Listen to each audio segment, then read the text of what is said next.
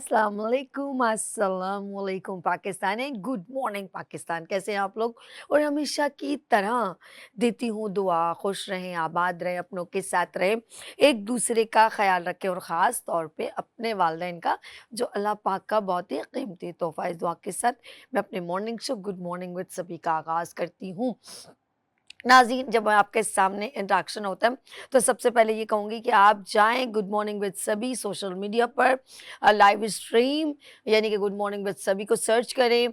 आप हमारे Instagram, YouTube, TikTok सब पे आप हमारा इस वक्त मॉर्निंग शो लाइव देख सकते हैं लाइवली। कोई सवाल करना है तो सवाल कर सकते हैं। अगर हमारे मॉर्निंग शो को ज्वाइन करना है, यू आर टैलेंटेड, तो नंबर है 0315824870 कल भी एक इवेंट में जाना हुआ, बड़ा मज़ा आया क्योंकि अक्टूबर का महीना है, शेफ़ डे सेलिब्रेट हो रहा है। तो हमज़ा ने हमें इनवाइट किया था फॉर द फोरम में, बड़ा ज़बरदस्त था, बहुत सारे कंटेस्टेंट ने पार्टिसिपेट किया, सर्टिफिकेट डिस्ट्रीब्यूशन हुई, प्रेज़ेंटेशन थी, बड़ा ज़बरदस्त प्रोग्राम रहा, हमें बड़ा मज़ा आया। तमाम शेफ़ ने अपने मेल एंड फीमेल ने अपने टैलेंट का इज़हार किया। तो अगर आपका भी कोई इवेंट हो, आप हमें ज़रूर इनवाइट करें, हम आपका इवेंट को कैप्चर भी करेंगे। और हमारा एक सेगमेंट है lights of Pakistan, yes, lights of Pakistan का आप हिस्सा बन सकते हैं। आपका अवार्ड सेरेमनी है, वुमेन एग्जीबिशन है, फेस्टिवल है, then join with us 0315824870 lights of Pakistan. चलते हैं अपने खूबसूरत से मैसेज की तरफ। यस, बड़ा प्यारा मैसेज है। ये बेसिकली आप लोगों के लिए। एक हाजी साहब थे, वो मालिश करवा रहे थे सर की, चंपी, यस। वहाँ थोड़ी देर में एक बंदा आया और उसने कहा, "ओ अस्सलाम वालेकुम हाजी साहब, क्या हाल है ਤੁਹਾਡਾ?" बोले, वो उसने कोई जवाब ही नहीं दिया। थोड़ी देर बाद कहा कि हाजी साहब ये आपकी साइकिल है, तो थोड़ी देर के लिए मैं जा रहा हूँ, तो मैं अभी आ जाऊँगा। हाजी साहब ने तब भी जवाब नहीं दिया, वो चला गया। थोड़ी देर हो गई, काफ़ी देर हो गई। हाजी साहब जाने लगे तो मालिशी ने कहा, वो असल में जो साइकिल थी ना, वो हाजी साहब की नहीं बल्कि उस मालिशी की थी। मालजी ने कहा कि हाजी साहब वो मेरी साइकिल है, वो आपका बंदा लेके गया हुआ है, वो अभी तक आया नहीं है। तो हाजी साहब ने कहा कि वो तो मैं इसको नहीं जानता, लेकिन उन्होंने कहा वो तो आपको सलाम दुआ करे थे, आपसे बात करे थे। तो कह रहे वो हाजी साहब परेशान हो गए, तो फिर वो रोने लग गया। मालची बोले मैं गरीब सा बंदा हूँ, बमुश्किल 250-300 में दिहाड़ी करता हूँ, तो मुझे वो रोने लग गया। तो हाजी साहब ने कहा अच्छा चलो सब्र करो ना, तुम्हें मैं नई साइकिल दिला देता हूँ। हाजी साहब ने बोला जाओ, नहीं वो खरीद लो, मैं पैसे दे देता हूँ। वो जाके साइकिल लेकर आ गया। साइकिल चला के लेकर आया तो बोला हाँ, हाजी साहब ने उससे पूछा, साइकिल सही है? उसने कहा नहीं, थोड़ी चलने में प्रॉब्लम हो रही है। हाजी साहब ने कहा लाओ दो मुझे, मैं चला के देखता हूँ। हाजी साहब ने साइकिल चलाने के लिए निकले और वो निकल ही गए। मालची खड़ा रहा, वो नहीं आए। उसके बाद फिर क्या हुआ, अपनी साइकिल भी गई और उस साइकिल के भी दुकान वाले को पैसे देने पड़े। नाज़रीन, मालची अवाम है और हुक्मरां हाजी साहब है। बिल्कुल इसी तरह हम दिन ब दिन कर्जे में डूबते चले जा रहे हैं। आवाम को कुछ समझ में नहीं आ रही कि वो किस रुख में, कौन उनके साथ सिंसियर है। और हुकूमत वक्त कर्जा लेके खुश हो रही है और हमारे मुल्क के हुक्मरान और हमारी आवाम का ये अलमिया है कि आप अंदाज़ा लगाएं कि हम इतने गरीब ममालिक में मतलब हमारा नाम शामिल होना शुरू हो गए और हम अपने आप को बड़े फ़ख्रिया अंदाज में एक दूसरे को बेगर्स कह रहे हैं, भिखारी, फ़कीर नहीं, बेगर्स। फ़कीर यानी कि हम लोग एक भिखारी हो गए और हमें ये नहीं समझ में आ रही हमें चला कौन रहा है। और हम अपने आप को ईमान एक कामिल समझ के एक मुसलमान रिप्रेजेंट कर रहे हैं।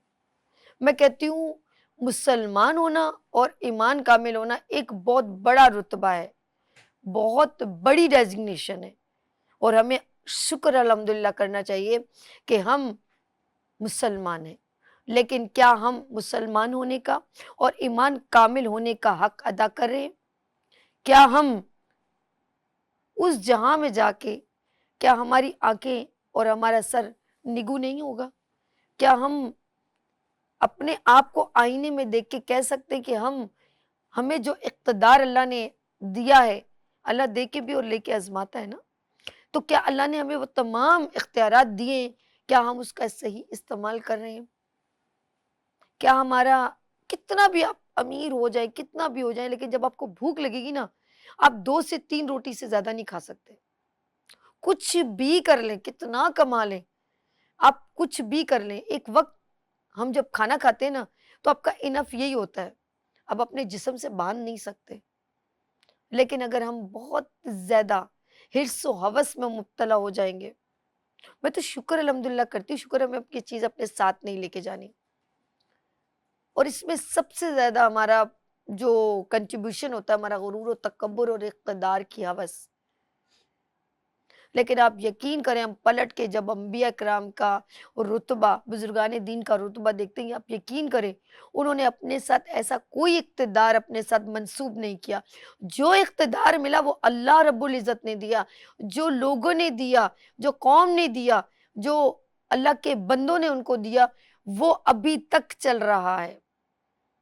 ये महल माणी किसी काम के नहीं है। लेकिन हम लोगों ने सिर्फ़ इस महल माणी को बनाने के लिए इतनी जद्दोजहद करते हैं, और हम कहते हैं कि अल्लाह करे ये हमारी 7 नस्लें, क्या 7 नस्लों की नस्लें भी खाती रहेंगी।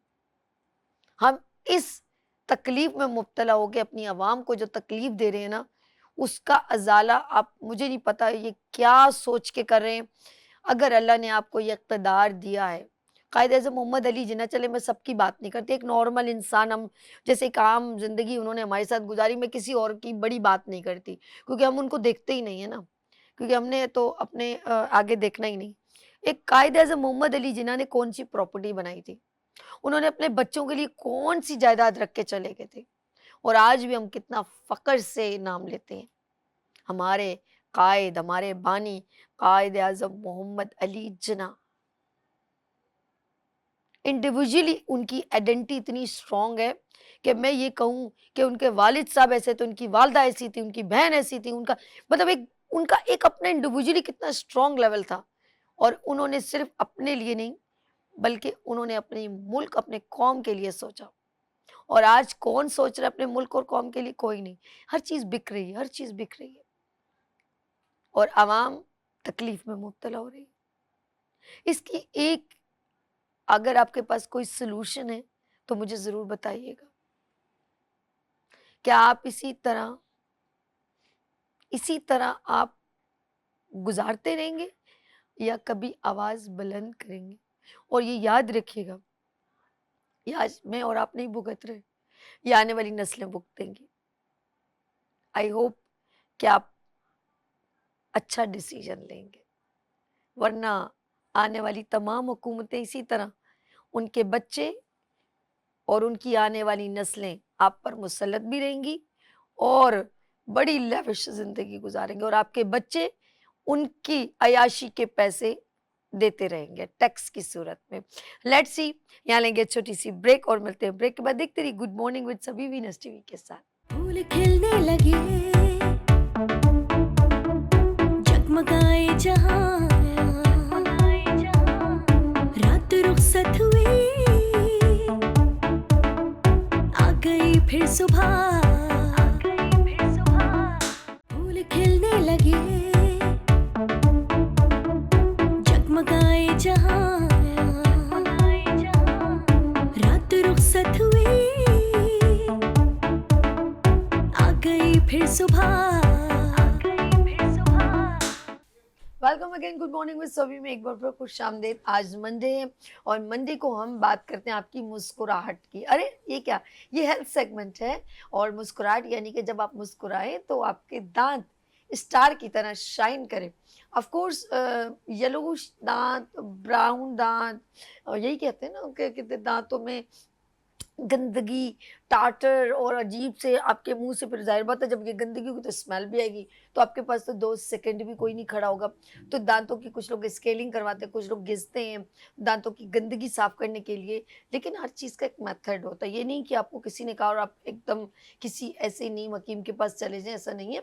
दाँतों का रिस्क लेना एक बहुत बड़ी रिस्किया बात है, इसीलिए बेहतरीन कंसल्टेंट के पास, और बेहतरीन जहाँ पर आपको सही गाइडलाइन मिले उस उनके पास आप जाएँ। तो इससे पहले ऑफ कोर्स जाने से पहले अवेयरनेस होना बहुत ज़रूरी है। तो मेरे साथ यहाँ पर सीनियर हेल्थ कंसल्टेंट डेंटिस्ट यहाँ तशरीफ़ रखते हैं, एवरी मंडे यहाँ आते हैं। तो मैं उनको स्पेशल बुलवाती हूँ, कीमती वक्त निकाल के वो यहाँ आते हैं। उनके पास बिल्कुल टाइम नहीं होता। हॉस्पिटल भी उनका बहुत बड़ा है, वहाँ रन करते हैं माशाल्लाह, उनकी मिसेज, उनके सन, उनका बेटा भी। तो ऑफ कोर्स मैं स्पेशल थैंक्स करूँगी यहाँ पर जो है मोइज सिद्दीकी साहब। अस्सलाम वालेकुम। वालेकुम अस्सलाम। कैसे हैं डॉक्टर साहब? अल्हम्दुलिल्लाह, अल्हम्दुलिल्लाह। बहुत शुक्रिया, आप अपना कीमती वक्त देते हैं मुझे जज़ाकल्लाह और खैर। इन्फॉर्मेशन देते हैं, बहुत शुक्रिया।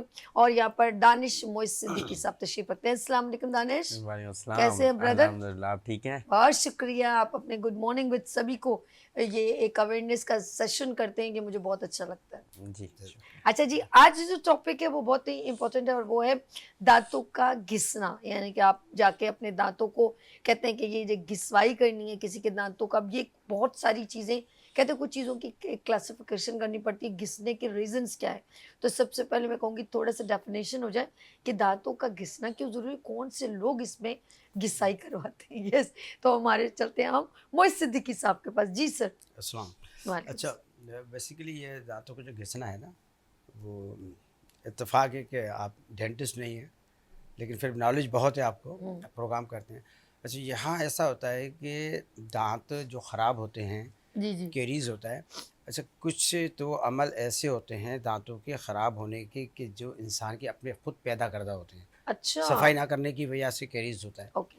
अच्छा, अब कुदरती तौर पर कुछ चीज़ ऐसी है, जैसे एक एब्रेशन है, एट्रीजन है और एक एरोजन है।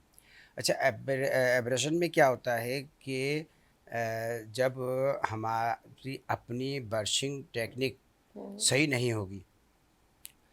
मैं ऐसे बुज़ुर्गों के साथ बैठा हुआ था, तो वो मिसवाक इस तरह रख कर रहे थे, इस तरह रख के कर रहे थे मिसवाक, ऐसे अच्छा। नहीं पकड़ रहे थे। अच्छा, तो मैंने उनसे पूछ लिया ऐसे क्यों करते हैं, तो बोलने कि ये आपका अगर ज़्यादा प्रेशर, इस तरीके से आप अपने ब्रश से ज़्यादा प्रेशर देंगे, उंगली में दर्द होगा, ऐसे ज़्यादा प्रेशर देंगे।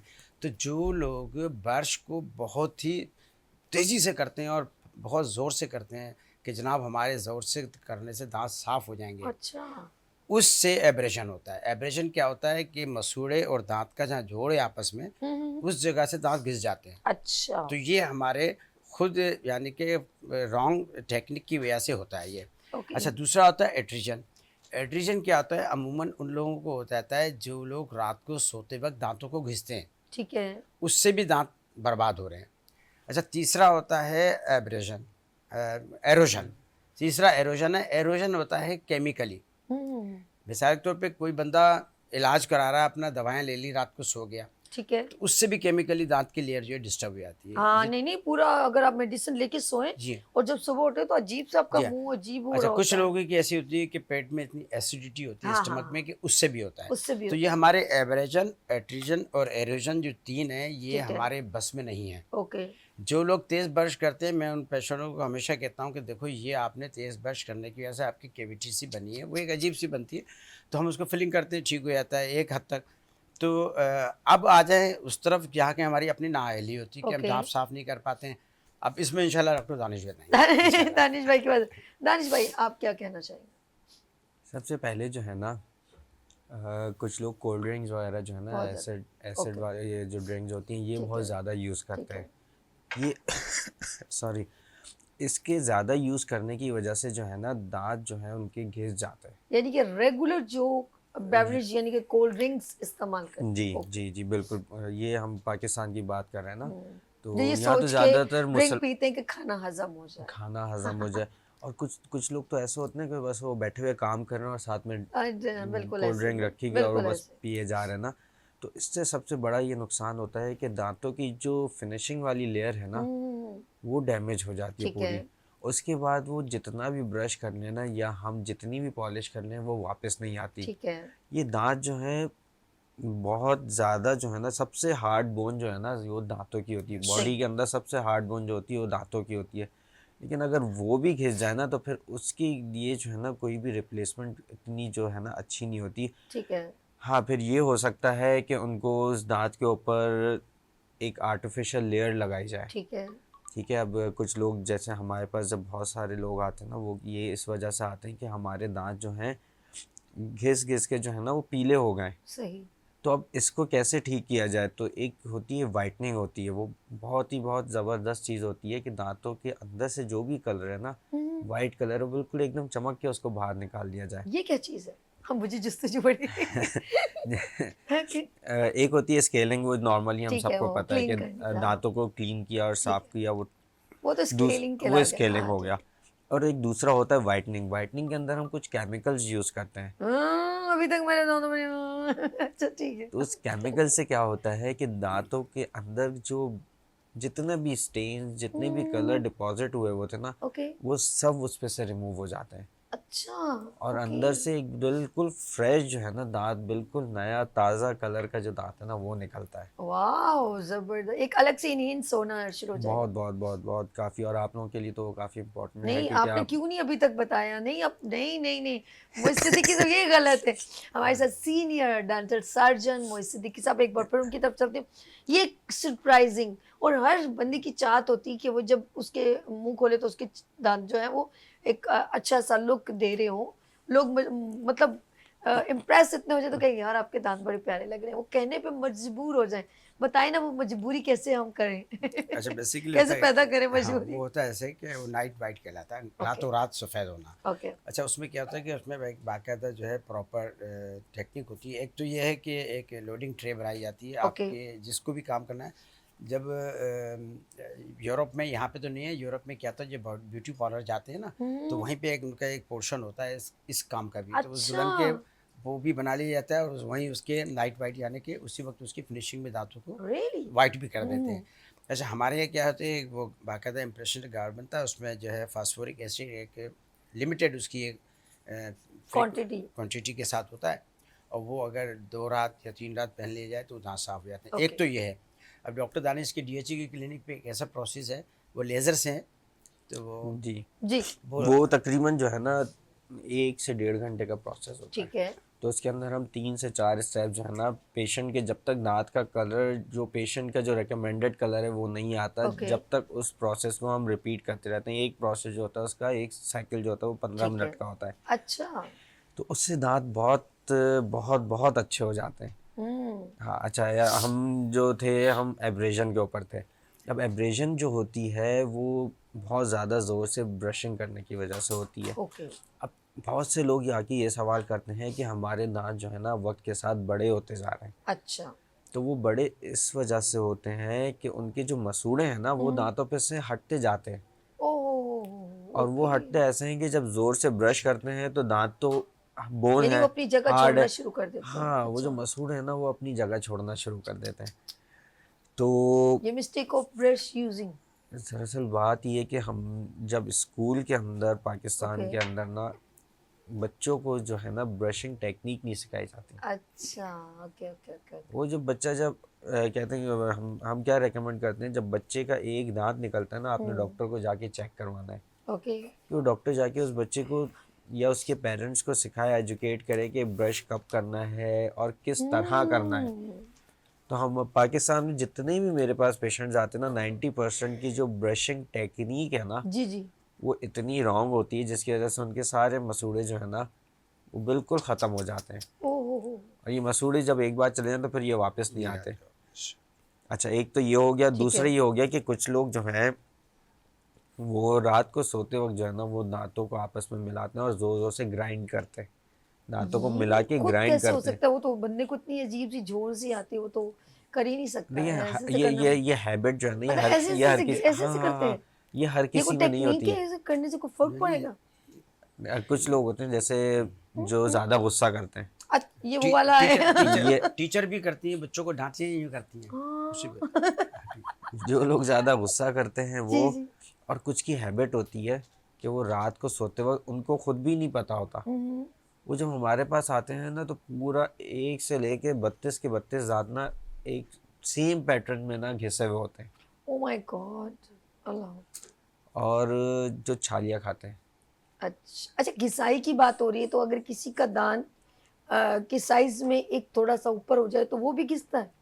अच्छा देखें, अब तो डेंटिस्ट्री बहुत एडवांस हो चुकी जी, है, जी, तो हम कोशिश ये करते या हैं कि कटता दांतों है, को जैसे घिसे अगर नहीं। अगर देखिए ये इक्वल है ना, ये देखिए मेरी फिंगर्स इक्वल है, अब एक जरा सा अगर ये हल्का सा ये बड़ा है तो क्या इसको कटिंग करनी पड़ेगी या घिसना पड़ेगा, देखिए क्या करना इसको पड़ेगा? आइडियली जो इसको ठीक करना है ना वो ब्रेसेस के थ्रू Braces करना है। नहीं नहीं, ये हाइट में ऊंचा है ना, जी जी बिल्कुल बिल्कुल, इसको आइडियली जो ठीक करना है ना वो कैसे हो सकता है? ब्रेसेस के थ्रू करना है। वो जो दांत आगे आगे पीछे होते हैं ना उनके जो आगे वायर पीछे लगा नहीं, के आगे पीछे की आगे बात, पीछे ऊपर ऊपर नीचे। नीचे या कुछ भी मतलब देखिए हाँ, देखिए ये मुझे देखिए, ये दांत नीचे है हाँ और ये दांत दोनों सही है, तकरीबन हाँ ये नीचे हैं। ठीक है, अब जब ब्रेसेस लगेगा ना, देखिए ब्रेसेस यूं लगा देंगे तो कुछ नहीं, ब्रेसेस यूं लगेगा, यूं लगेगा, यूं लगेगा, यूं लगेगा। फिर क्या अब होगा? ये जो वायर है वो मेमोरी वायर होती है, हम्म, उसके अंदर एक मेमोरी आती है कि उसको सीधा आना है। ठीक अब है, हम वो नीचे ले आएंगे ना, अब ये दांत इस तरह करके ऊपर चले जाएंगे, ये खुद ब खुद ऊपर जी चले वो वायर मेमोरी वायर लेके ऊपर जाएगी। Really? braces, जी हाँ, यस, ओ माय गॉड, ये 100% ये बात है अरे वाह, इंशाल्लाह। क्या बात है। आपके तो नहीं है ना? मेरा एक है ना थोड़ा सा, आपने कभी गौर ही नहीं किया। तो ये मैं जो एक मेरे करीब कोई बैठा होगा ये ऊपर से, तब मुझे इतना सा माइनर सा, लेकिन किसी का भी प्रॉब्लम मुझे नहीं हुई खाने पीने में, कुछ बचपन में बड़ा मजा आ रहा था ना, जबान ही हल्की हल्की से लगा रही थी। अच्छा, मैं लोग भी नाज़रीन कहेंगे ऐसी होस्ट है, किसी की बात नहीं करती, अपनी ही बात कर लेती है। अब कुछ चीज़ है तो बंदा बता देना। सही बात है सही बात है। नहीं आपको जो मेल अलाइनमेंट या जो भी दांत थोड़ा सा बड़ा है ना वो ज्यादा हल्का हल्का सा सा है, minor बिल्कुल सा। हल्का सा है। इसकी आइडियल ट्रीटमेंट ना ये है कि इसको ब्रेसेस के Braces थ्रू का। ठीक वो किया ज्यादा जाए। बेहतर है, घिसने वो से ज्यादा बेहतर है। हाँ, अब घिसने में है क्या ही होता वो ट्रीटमेंट अच्छा प्रॉपर। अच्छा, दांत घिसने से दांत के ऊपर जो लेयर होती है एनिमल लेयर, उसके बाद डेंटिन, ठीक है, डेंटिन है रेड रेड लाइन, यानी कि आप उसको क्या अंदर वो ब्रेसेस से अंदर करते चले ये जाएंगे? उसको ब्रेसिस से वो दांत जो वायर मेमोरी वायर मैंने बताई ना, ये दो दांत वो मेमोरी वायर यूं आई, यहाँ आई, यहाँ यहाँ आई। अब उसने इसको सीधा होना है, जब ये सीधा हो गया दांत ऊपर हो जाएंगे ये। अच्छा, ऐसे ही है। बिल्कुल अच्छा, बिल्कुल उसमें क्या होता है कि जो मैं अभी बात कर रहा था कि दांत के ऊपर लेयर एनिमल लेयर, उसके बाद बड़ा डेंटिन। इंटरेस्टिंग जी है हाँ, डॉक्टर वो जो साहब। डेंटिन है ना अंदर, अगर डेंटिन खुल गई तो फिर वो हवा भी लगेगी, पानी से भी दर्द होगा। अल्लाह ताला ने एनिमल लेयर को हार्ट से हार्ट, जो इंसान की बॉडी में सबसे ज़्यादा सख्त तरीन जो बोन का हिस्सा है वो है एनिमल लेयर, डेंटिन के ऊपर वाला। इसके अंदर बिल्कुल नरम है डेंटिन। अब अगर हम इस दांत को घिस देंगे और अगर डेंटिन ओपन हो गई, आप बात भी करेंगे तो आपको दर्द होगा, इस तरह भी करेंगे तो दर्द होगा, हर तरीके से दर्द होगा, पानी पीने से दर्द होगा, आइसक्रीम को बाइट नहीं कर सकते। इसलिए दांत को घिसवाना तो रॉन्ग मेथड ही है। रियल जो है वो हकीकी जो इलाज इसका वो है कि इसको ब्रेसिस के जरिए अंदर जबरदस्त कराएं। जबरदस्त, और ये बहुत अच्छी वजह। अच्छा, यानी कि प्रिकॉशन भी साथ साथ बताते हैं, और यकीन करें जब दुनिया से हम चले जाते हैं तो कब्र में आप देखेंगे पूरी एक एक चीज़, आपका तमाम गोश्त खत्म हो चुका होता है, और एक वक्त होता है कि आपकी हड्डियां भी मुकमुका हो जाती हैं, आपके सिर्फ दांत जो है ना जी हाँ, वो जी जी वही जी। बाकी हो। ये सबसे स्ट्रॉन्ग हमारा पार्ट है, मैं कहूँगी दांत ही आखिर में जो बचे हुए होते हैं, हाँ बाकी जी सब चीज़ बिल्कुल। जो है ना वो बॉडी destroy। की सबसे हार्डेस्ट बोन जो हमें दांतों में जो नजर आ रही होती है सबसे हार्डेस्ट बोन ये होती है। और मजे की बात देखें लोग इसको भी घिस देते हैं। हाँ, उसको कहते हैं, तुम भी लेकिन उसके नहीं साइड इफेक्ट बताए ना बहुत हमारे दर्द होता है। सीनियर डेंटल सर्जन ने क्या कहा जी।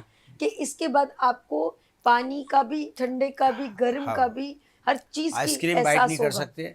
नहीं, और नहीं। ऐसे करेंगे नहीं, हाँ, वो फिर हवा भी ठंडा लगेगी, जी हवा हाँ। जो है, क्योंकि वो आपने मेन चीज आपकी। अच्छा, या तो वो दांतों के अंदर कहते हैं ना जैसे स्किन में पोर्स होते हैं, तो दांतों में भी जब घिसने से तो वो तमाम चीजें वो जी उसके बिल्कुल अंदर वो अंदर सर्कुलेट करना शुरू डेंटिनल कर देती है। जी जो है बिल्कुल। पोर्स, बिल्कुल जो अंदर डेंटिन कुछ होती है ना, वो डेंटिन ओपन हो जाती है। अब डेंटिन एक ऐसी चीज़ है, डेंटिन के बाद ब्लड है। बिल्कुल बिल्कुल बिल्कुल उसके साथ। अब वो, अब डेंटिन जो नरम होती है वो ब्लड को फरोल जाएगी, और अब समझे वो दांत आपने ख़राब कर दिया। दांत फास्फोरस मेरे ख्याल में यही है कि दांत किस। नहीं एसिड एसिड किसी भी टाइप का एसिड जो होता है ना ओके, वो यूज करने की वजह से जो है ना ठीक है। वो दांत जो है उसकी डीमिनरलाइजेशन अच्छा, होती है। अब हम चलते हैं कि अगर दांतों के अंदर हम क्लीनिंग करवा रहे हैं, जैसे घिसाई कह रहे हैं, जिससे हमारे दांत बिल्कुल ऐसे नए से लगे, तो इसका ड्यूरेशन ऑफ स्पेस ये तो नहीं है कि आपने हर हफ्ते जाके और जी रोज चमक जाए, अच्छा एक हफ्ते बाद फिर चमकाने से नहीं, इसका एक टाइम होता है। प्रॉपर इंफॉर्मेशन हम देना चाह रहे हैं आपको। घिसवाई करना जो है वो ये घिसवाई नहीं कि आप उसकी कटिंग करें, प्रॉपर डॉक्टर आपको प्रिस्क्राइब करेगा कि आपकी रिक्वायरमेंट क्या है। दांत क्लीन हो सकते हैं आपके, अच्छा आपका वाइटनेस आ सकती है, लेकिन सेकंड बात हम इंडोर्स करेंगे और उसकी भी इंफॉर्मेशन देंगे कि इसका ड्यूरेशन ऑफ टाइम कितना होना चाहिए। जी दानिश। ये जो सवाल उठाए ना ये बहुत बेहतरीन सवाल है और इसका जवाब मैं यहाँ इसलिए देना चाहूँगा कि लोगों को माइंड के अंदर ये होता है कि हम दांतों की जो स्केलिंग है ना जी जी, वो नहीं करवाएंगे। ठीक है। वो उसमें हो लोग क्या सोचते हैं कि उसके अंदर दांत घिसे जाते हैं। ओके। अभी रिसेंटली मेरे पास एक पेशेंट आया तो मैंने उन्हें बोला भाई वो मैंने खुद वो पिक्चर्स देखी हैं कि वो रोड के ऊपर बैठे हुए मशीन से घिस रहे होते हैं हाय दांत। हाय। और वो जो होता था आज से कोई 70-80 60 साल 70 पहले। सही। अभी जो नहीं, अभी भी स्केलिंग प्रिविलेज इलाकों में होता है सर। जी जी, सिटी में अभी नहीं भी। है। हाँ गाँव हाँ हो सिटी में जाता नहीं है, गांव में होता होगा, वो मैंने नहीं देखा, मैंने सिर्फ पिक्चर्स तक नहीं नहीं, देखा है। है अभी भी। तो वहाँ की हेल्थ हाँ। केयर कमीशन जो कमज़ोर होती है तो वहाँ होता ही है। बिल्कुल ऐसे। तो मैं ये बात बिल्कुल क्लियरली बताना चाह रहा हूँ कि हम जो इंस्ट्रूमेंट्स यूज़ करते हैं, जो मशीन यूज़ करते हैं ना, उसके अंदर सिर्फ वाइब्रेशंस होती हैं। ओके। वो वाइब्रेशंस के थ्रू जो स्टेन्स होते हैं ना उसको रिमूव करता है। ओके। दांत को घिसता बिल्कुल भी नहीं है। ऐसे ठीक है। और जो स्केलिंग है वो साल में एक बार लाजमी करवानी चाहिए।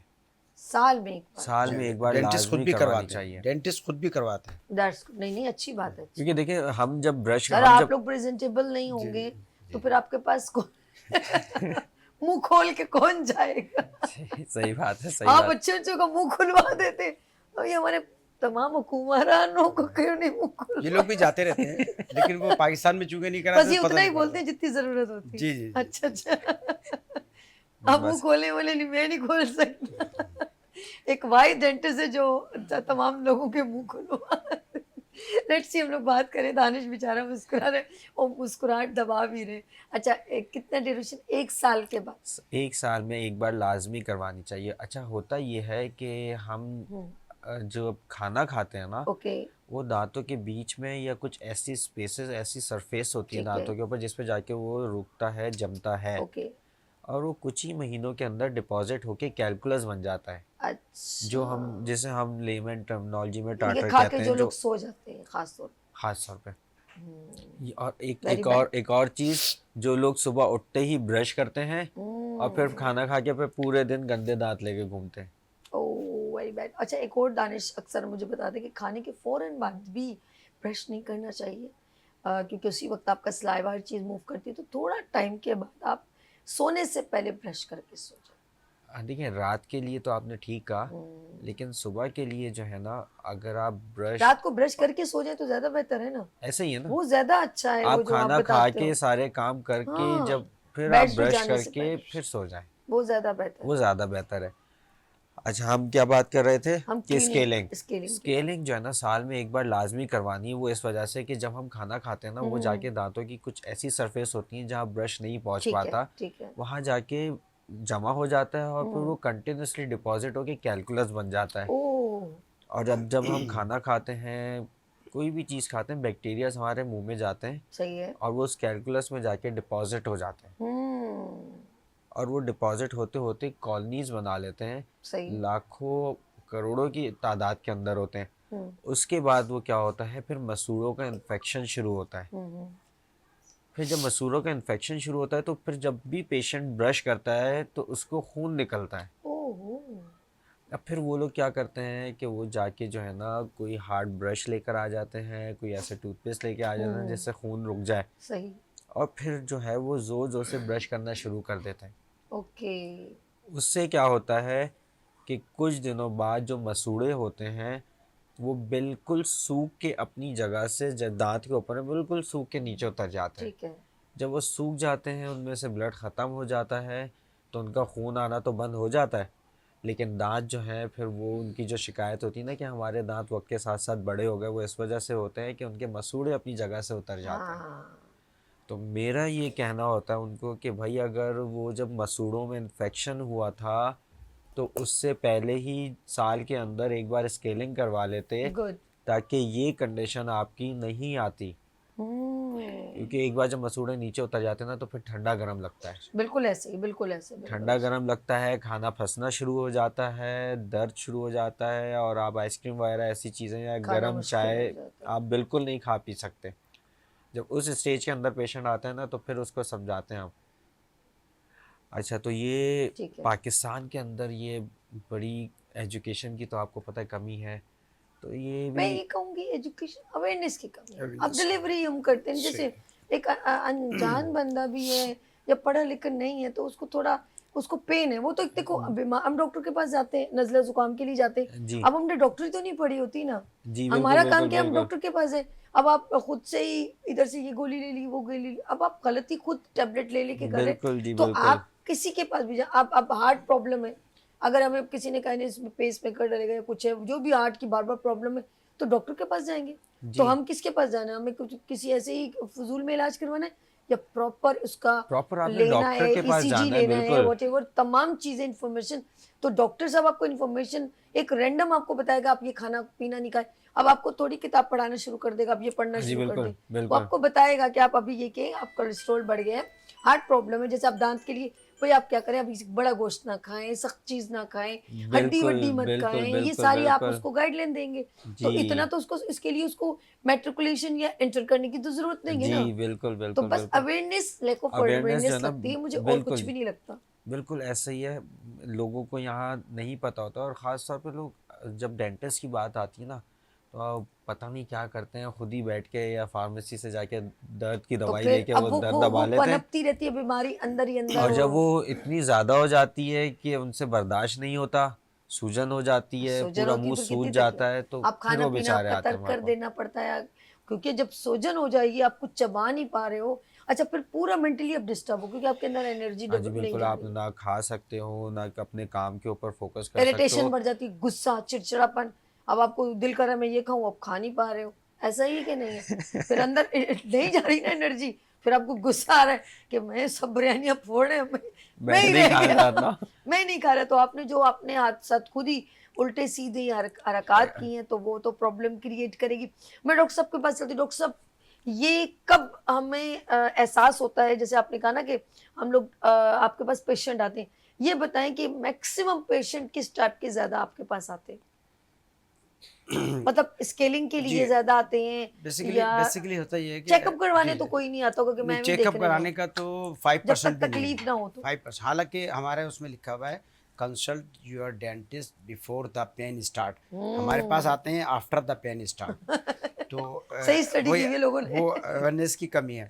अच्छा होता क्या है कि एजुकेशन भी कम है, अवेयरनेस भी कम है। बिल्कुल दोनों आज तो चीजें। ये फैसला हो गया हमारा आपके दरमियान कि दोनों चीज़ें कम है, हम्म, एजुकेशन भी कम है और अवेयरनेस भी कम है।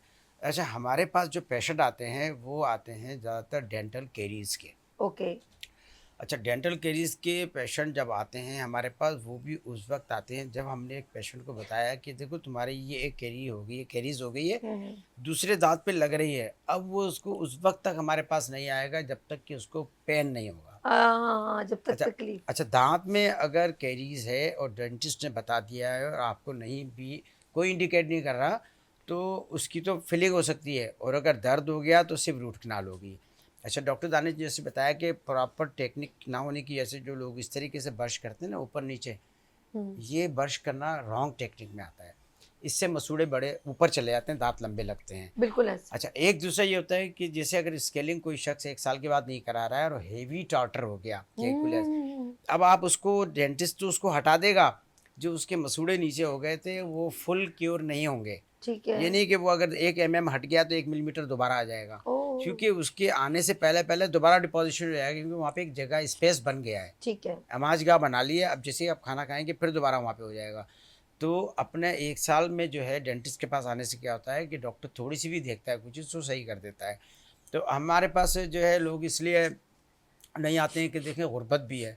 अच्छा इसी हवाले से जो है ना, मैं ये बात अपना मैसेज में भी साफ़ी कर देता हूँ कि अब अगर कोई मियाँ और बीवी कपल हमारे पास स्केलिंग कराने आता है ना, तो उनमें से एक की फ़ीस लेंगे, एक टोटली माफ़। अरे अल्लाह, डॉक्टर साहब बहुत अच्छे हैं, अच्छा यकीन करें बे- ये बड़ी बात है कि आप खुद से एक मतलब अल्लाह ने आपको नवाजा है सब कुछ है, लेकिन आप साथ साथ वो तमाम चीज़ों को भी देख रहे हैं कि जिसका आप समझते हैं कि इससे मेरी आगे ज़िंदगी, ये बड़ी बात होती है कि आगे भी आगे तक का सोचना कि अल्लाह ने ही मुझे सब कुछ अता किया है, तो मैं भी थोड़ा इंसानियत का एक अपना हिस्सा होना बनाऊंगा, चाहिए बड़ी ऐसा, बात है होना सर, बड़ी। तो और उसके अलावा जो है कि अभी किसी को वैसे हॉस्पिटल का एड्रेस भी बताएं आप अच्छा साथ में हमारा जो प्लीज। हॉस्पिटल है वो जमशेद रोड 3 नंबर जो है सेंट्रल जेल के पास। जी, अच्छा उसमें यह है कि हमारे पास से जब भी आप आएँ तो आप अर्श के पास हमारा है ठीक है। Contact number. और अगर आप ये समझते हैं कि आपके पास कोई काम इलाज के हवाले से, अगर दांतों एक होता है कॉस्मेटिक, जी जी। वो तो महंगा, इलाज के हवाले से अगर आना चाह रहे हैं आप, और आपके पास सिर्फ अपने किराए के पैसे हैं, हम्म। आप वो करके हमारे पास आ जाएं इंशाल्लाह। नहीं डॉक्टर साहब, आपको हम नंबर याद है तो आप नंबर बताएं। आप अगर पता नहीं कोई बेवा है या जिसके फादर वगैरह नहीं है, बच्ची जी जी यतीम है, बिल्कुल बिल्कुल तो ये फिर इनके लिए बहुत ज्यादा डिस्काउंट करने के लिए वो आप प्रोफाइल बताएंगे तो डिस्काउंट है। आप नंबर अगर याद है तो प्लीज जरूर ना उसको। हमारा नंबर है 0336371267। बहुत शुक्रिया, ये बहुत जी अच्छी बात है कि अगर किसी जी को भी, हम भी एक ब्रिज बन जाएंगे ना, थोड़ा बिल्कुल हिस्सेदारी बिल्कुल, अच्छाई आप की। आपको तो खैर मिलेगा, लेकिन कोई भी आए ना खुदारा इलाज के हवाले से, अगर आपके पास कोई भी पैसा नहीं है बिल्कुल। आप तब भी हमारे पास आ सकते आय हैं, अल्लाह, बिल्कुल आ सकते बड़ी हैं बात है। इंशाल्लाह। एक प्रोफाइल आपकी बन जाएगी तो वो जब भी होगा वो फिर डॉक्टर साहब आपको फेवर अच्छी करेंगे। आप देखिए, लेकिन एक बात बताएं, जो आपका हक बनता है आप जरूर करें, लेकिन किसी का हक ना मारें। अगर आप समझते हैं कि आप हैं मतलब ज़रूरतमंद हैं, आपके बात की पर्दापोशी भी रखी जाएगी और आपका इलाज जी भी जी करवाया बिल्कुल जाएगा। बिल्कुल। और लास्ट क्वेश्चन और फिर उसके बाद हम एंड करेंगे। लाइट्स ऑफ पाकिस्तान रेडी रखिएगा। अच्छा दानिश, हमारा जो है सम अप यूं करते हैं कि आज हमने क्लीनिंग, वो घिसाई जिसे कहते हैं, इसके ऊपर बात की थी। और कितने फीसद लोग, मुझे वो उनकी बात करूंगी जिनकी जब शादी होने वाली होती है ना, जो गुटखा मावा पान, जिनके येलो येलो दांत तो इतने इतने एक एक इंच ऊपर जब चढ़ी होती है, पीले दांत या एक लाल दांत, और फिर शादी से एक हफ्ता पहले जब दोस्त कहते हैं जाओ यार दांत तो साफ करके आओ, शर्म की बात है, बड़ा अफसोस होता है। आप जाके दांत साफ करते हो, उसके बाद फिर एक हफ्ते बाद आप गुटखा मावा जो है वो खाना, क्योंकि वो मूवी वगैरह बनती है तो वो लोग कहते हैं चलो दांत साफ कर लें, ऐसा ही है। हाँ जी, तो बिल्कुल ये ऐसा ही है। इसका, ये जो घिसाई इतना माल मता उतरता है, कभी देखा एक एक इंच उतरता हुआ, कभी हुआ है ऐसा कभी? आपको मैडम तो आप वोमिटिंग बिल्कुल आ गई बिल्कुल, होगी। नहीं वॉमिटिंग तो नहीं, वो हमें कॉलेज में इतना सिखा दिया होता ना, जी हमने इतने नहीं, सारे ऐसा देख चुके फील होते होता है कि हैं, यार ये बहुत बंदे ने बहुत कैसे बहुत गंदे। बर्दाश्त किया होगा इतना कुछ। अरे मैडम जी बहुत गंदे होते हैं। अब ज़्यादातर लोगों का पता है क्या सवाल होता है कि मैं तो पान खाता हूँ, मुझे और गुटखा भी खाता हूँ, मुझे तो कोई दांत में दर्द होता ही नहीं है। शाबाश। और जब वो बेचारा, जब वो दांतों के इलाज के लिए डॉक्टर के पास जाता है और उसकी स्केलिंग की जाती है ना, तो ऊपर से इतनी बड़ी लेयर उतरती है कि अंदर दांत होते ही नहीं है। इसके साइड इफेक्ट क्या है इतनी इसके लेयर? साइड इफेक्ट्स ये होते हैं सारी, कि जब उनकी स्केलिंग की जाती है ना वो बेचारा ना पानी पीने के लायक होता है ना खाना खाने के लायक होता है। अस्तगफुरुल्लाह। उसके दांत इतने शदीद घिस चुके होते हैं उस पान और छालिया और गुटखे की वजह से, कि वो जब उसको साफ करते हैं तो उसके अंदर कोई भी लेयर, प्रोटेक्टिव इसको तो लेयर, सुन कोई भी भी नहीं लेयर कर नहीं होती, सकते आप लोग, इसको कुछ सुन भी लो नहीं कर सकते उसका बेचारे को। इफेक्ट ही नहीं होता। हाँ ये देखें, उसका ट्रीटमेंट प्लान एक बहुत अलग है, लेकिन ये पान गुटखा जो है ना, ये दांतों को अंदर ही अंदर बिल्कुल गला देता है। अच्छा, ये इतना गला देता कहते हैं है इनको कि मिर्चें बहुत जल्दी लग जाती हैं कब खाने में। इनके इनके गालों गाल में छिले हुए होते हैं। अच्छा, गाल छिले हुए। इनके गाल जो छिले हुए होते हैं ना, तो ये मिर्चें नहीं खा सकते, वो मिर्चें उनको फौरन जाके लगती हैं। Fabulous ये system। एक बिल्कुल एक अलग टॉपिक है ये पान और गुटखे वाला इसके जो है ऊपर ना, हम कंटिन्यू इसके करें, ऊपर हम कंटिन्यू करेंगे। इसको हम कंटिन्यू करते हैं। और अब हम बहुत आगे जाएंगे इस गुटके मावे पान के साथ। जिनके दांतों का प्रॉब्लम होता है, वो आगे तकलीफ ना सिर्फ आपके दांत अंदर से कैसे खत्म होते हैं उसके ऊपर डिटेल में, और खासतौर पर अब आने वाले बच्चे बड़े मज़े से छालियाँ जो है वो स्टार्ट करते हैं, खासतौर पे जो मैकेनिक्स की दुकान पे होते हैं, जो दूसरों को देख के, यकीन करें मैं खुद हैरान हूँ, अभी बच्चे इतने छोटे छोटे, उनकी पॉकेट्स भरी हुई होती हैं मावे और गुटके के साथ, यकीन करें। और कल मेरे उन्हें साथ कोई एक पूछने वाकया भी वाला हुआ। नहीं है ना। एक जगह मैं वो अगले उसमें बताऊंगी, वो बच्ची गुटखा बेच कैसे रही थी, लड़की। मैं हैरान हूँ, लड़की मेरे सामने गुटखा बेच रही थी। मैं इसको डिटेल में बताऊंगी कि नेक्स्ट मंडे हम इसको कंटिन्यू करते जी हैं जी। कि गुटके मावे पान से दांतों के इफेक्ट क्या होंगे।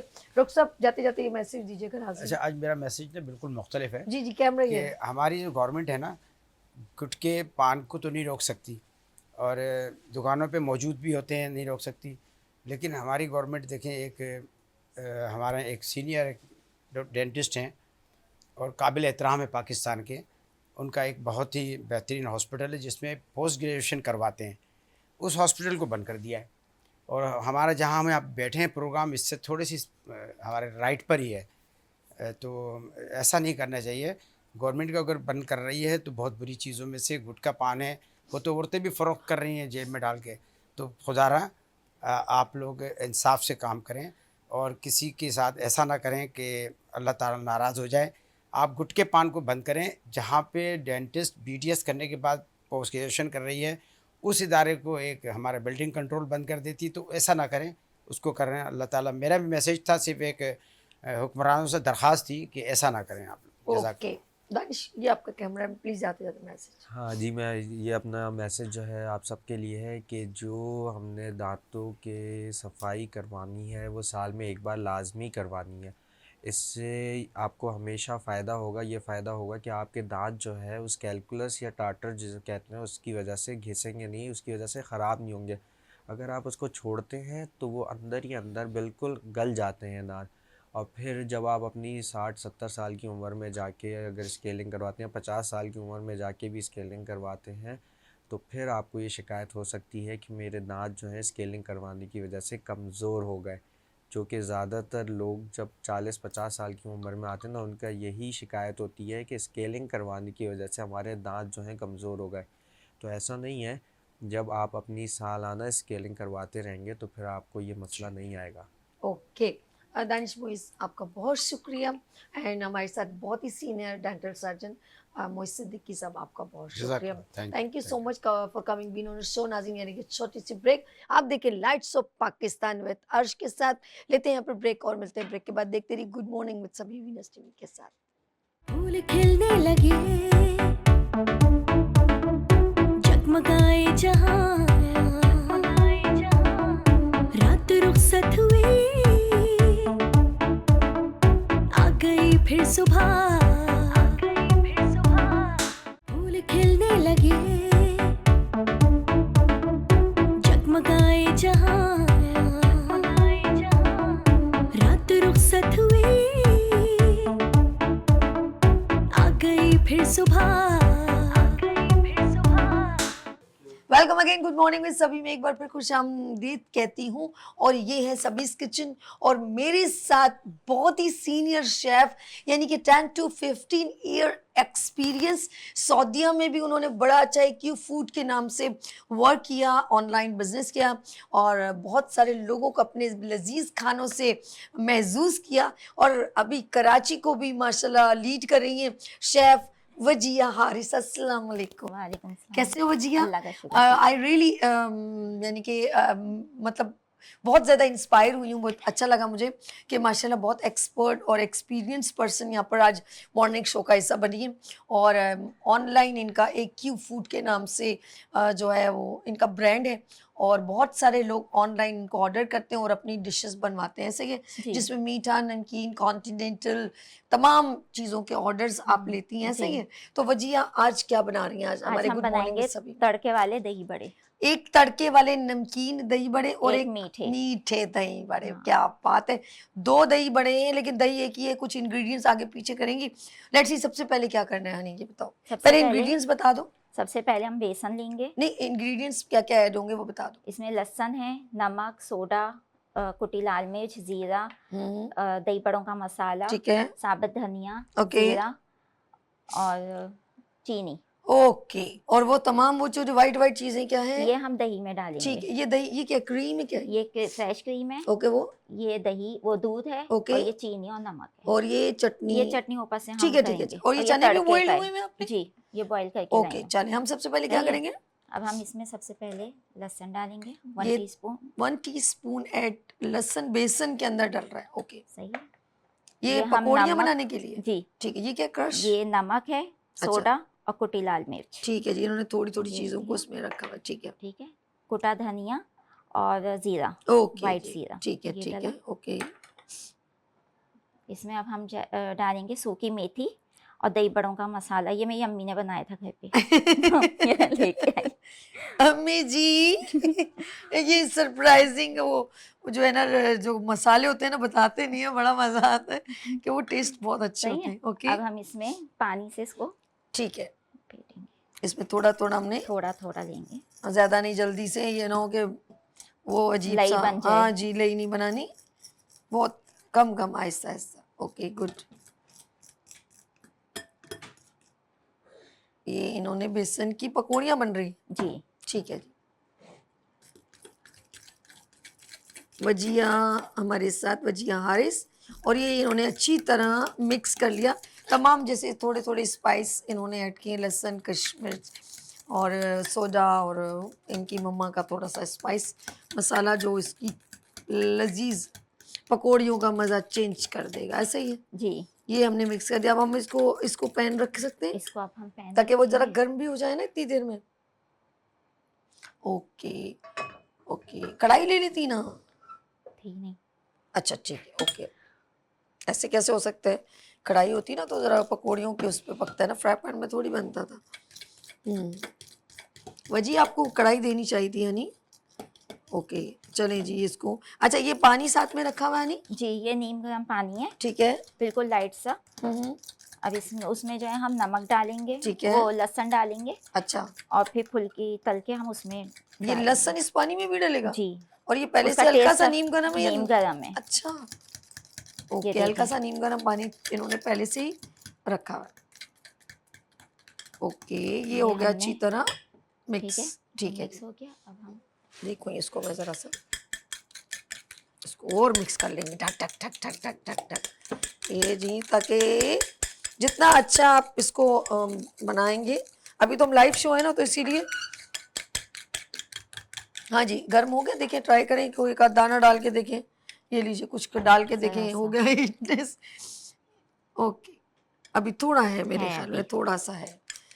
अच्छा ये बताएं वजिया कि ये जो आपने सऊदीया में आपको ये शौक कैसे पैदा हुआ कुकिंग करने का, ये बताएं। वहाँ कहीं कुछ होता ही नहीं था एक्टिविटीज ना, तो हम्म। घर पे बस अम्मी बनाती रहती थी। हमारी फिर अब्बू को भी शौक था, ऑफिस ठीक से है। आने के बाद वो भी। अच्छा हाँ क्यों, तो बस उन्हीं को देख देख के हमें शौक हो गया।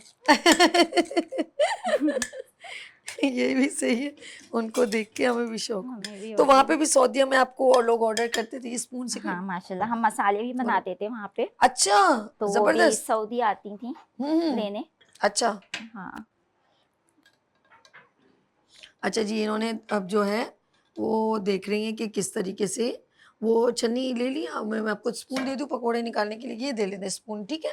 ये वाला सही है? हाँ ये ले ये वाला या छन्ना देख ले, अगर वजी छन्ना देख लो, अगर वो जो या ये सही सही है, ये भी हाँ, ये बेहतर सही है। है। ओके ये हम इसमें पकौड़ियाँ निकालेंगे। डायरेक्टली आप पानी में डालोगे? जी ओके डायरेक्ट। डायरेक्ट पानी में। चलें जी सबसे पानी पहले में ना हम जरा सा लहसुन पहले से डाल दें, ओके जरा थोड़ा इसका सा। कोई होगा, इसकी टिप होगी, पहली बार टेस्ट सुन आता रही है हूँ, इसका। ताकि इसमें से शायद इसकी खुशबू। सही। ओके जी बिस्मिल्लाहिर्रहमानिर्रहीम। हमने ये थोड़ी थोड़ी करके ये बनानी है ताकि ये इसमें फिर ऐसे दही का भी, फिर ये जितनी ये बनेगा दही का जी। मसाला बनाएंगे हम लोग। जी और ये भी बहुत ज़रूरी है, 2 मसाले बनेंगे, एक मीठे और नमकीन। ओके यानी कि हमारे ये डिश का नाम है दही बल्ले। तड़के वाले दही बड़े। दही बल्ले। अच्छा कुछ पकौड़ियाँ ये बना के लाई हैं, ठीक है? जी, मैं टाइम नाज़रीन कम को होता दिखा है दूँ? तो मैं बना के मैं लाई नाज़रीन को थी। दिखा दूँ बच्चियाँ? जी जी जी नाज़रीन ये इन्होंने पहले से ही मेकिंग की हुई है ताकि ये जो है टाइम थोड़ा सा बच जाए। ओके थोड़ा डन है। हल्का यहाँ कर रख दें। दो।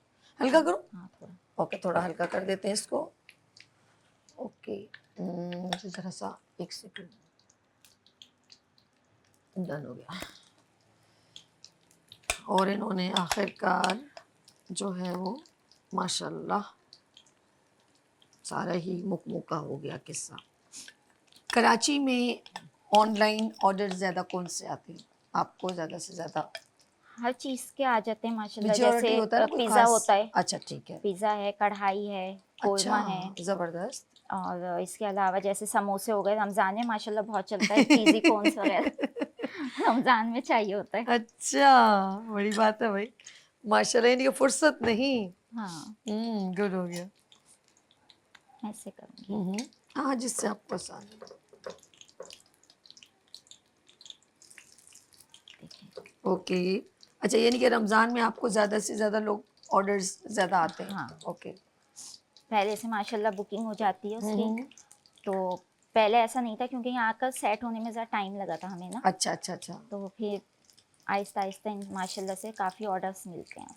तो घर में और किसको शौक है जो आप ही ने वजिया एक कारण मुझे है, मेरी बहन को है।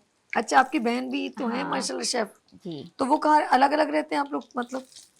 ऊपर नीचे रहते हैं। अच्छा हाँ तो मतलब उनको भी काफ़ी शौक है, मुझे है, भाई छोटे भाई को भी है। अच्छा सबको इसी में लगा दिया। छोटे भाई को भी है बहुत। ये अच्छी बात है ना यार, ये देखिए। अच्छा लगता है, मसरूफियत रहती है। हाँ ये अच्छा है, ऑनलाइन बिजनेस है, अच्छा है ना, इसको मसरूफियत भी है। सही ना है, मैं दही करती हूँ।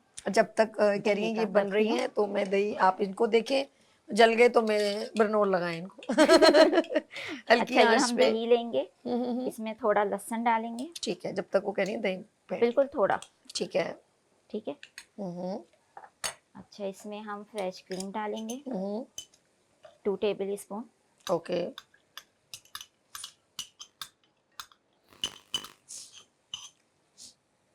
ओके,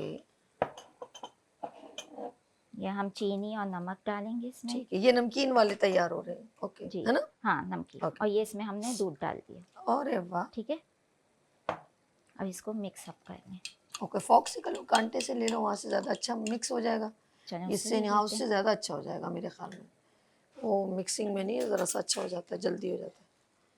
ये देखिए नाजी, खुशबू बड़ी प्यारी। अच्छा, आपने जो लहसुन इसमें थोड़ा सा ऐड किया है ना, ये बेसन में भी, जी, ओह हर ज़बरदस्त। कोई नहीं करता है नहीं ये, नहीं नहीं, बास मैंने ऐसे देखा है। करते हैं, उसको गर्म भी नहीं करते पानी को ना, उसमें लहसुन डालते हैं, नल का ऐसे ही पानी अच्छा, लेके। कुछ लोग तो बहुत चिल पानी में डालते हैं पकोड़े डायरेक्टली। हाँ, तो उसमें है ना यूं ही डाल देते हैं। अच्छा,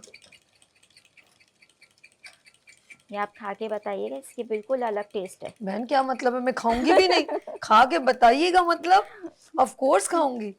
अच्छा, अब बिल्कुल जुदा हो गया, अब ये मूव कर रहे हैं ना, पहले तो जरा सा हो हाँ, रहे थे, वो पेन की वजह से हम लोगों से ये अब जरा बेहतरीन हो रहे। क्रिस्पी भी बहुत है भाई, क्रंच से हैं। मैंने एक निकाला है, बहुत मज़ेदार लग रहा है। मुझे तो रमज़ान की याद करवा दी आपने भजिया, रियली बहुत टेस्टी है भजिया आपकी। गया? जी जी, ये हो गया। अब इसको क्या करूँ, इसमें निकालना शुरू करूँ? इसको पानी में डाल दें। मज़े के। मैं डाल। नहीं सही। अच्छा, ये आपने फिर यहाँ से कन्वर्ट करना है? जी, ये देखें जी नाज़िम, मैंने जल्दी जल्दी, लाइट बंद करूँ या नहीं, या भी लाइट बंद कर दूँ? जी, बंद नीचे कर दें। गैस। हाँ, बंद कर दें। ओके। अच्छा जी, ये हमने फटाफट, और ये मैं बाउल उनकी तरफ शिफ्ट कर रही हूँ। अब ये क्या निचोड़ के करेंगे या डायरेक्टली करेंगे, आई डोंट नो। निचोड़ के करना है हाँ, इसको। ये मुझे ये पहली बार मैं जी, ये होगा बिस्मिल्लाह। अच्छा, आपकी तो ये रेडी है ना, ये जी, वो तो ये हम रेडी है। मीठे के लिए कर लेते हैं। वो मीठे ये के लिए। ओके, ये हमने इसमें निकाल। ये जो है ये थोड़े नमकीन है, और ठीक है। जो वो मैं लाई हूँ ना वो मीठे हैं। ठीक है, ठीक ठीक है, ठीक है, ओके।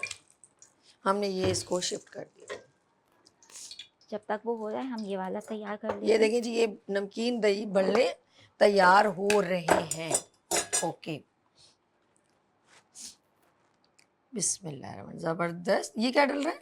ये जो दही बनाई है ना मैंने, हम्म। तो ये मैं करके लाई थी घर से, टाइम कम की अच्छा वजह अच्छा से अच्छा ना, अच्छा अच्छा, ओके तड़का ओके, वगैरह ठीक सब है, लगा ठीक है, के। ठीक। इसके अंदर वो तमाम चीजें, जी, और ये कड़ी पत्ता और जीरे का आखिर कड़ी में। पत्ता नहीं है, हरी ये क्या मिर्च है। ये हरी मिर्च है? अच्छा हरी अच्छा अच्छा, मिर्च। वैसे डालना चाहे तो आप डाल सकते हाँ, हैं, कड़ी पत्ता डाल सकते खुशबू हैं। अच्छी होती है। ये इसमें ये देखें जी, ये ऐड हो रहा है। पहले से उन्होंने मेकिंग इसलिए किया ताकि थोड़ा टाइम अच्छा हो जाए, कवर टाइम अप हो बच जाए। जाए थोड़ा। ठीक है, ठीक है, ज़बरदस्त प्रेजेंटेशन तैयार हो रही है। ओके ये हो गया है। ओके, अब क्या ऐड अब करना हम है? इसमें चने डालेंगे, हम्म, छोले डालेंगे थोड़े। छोले।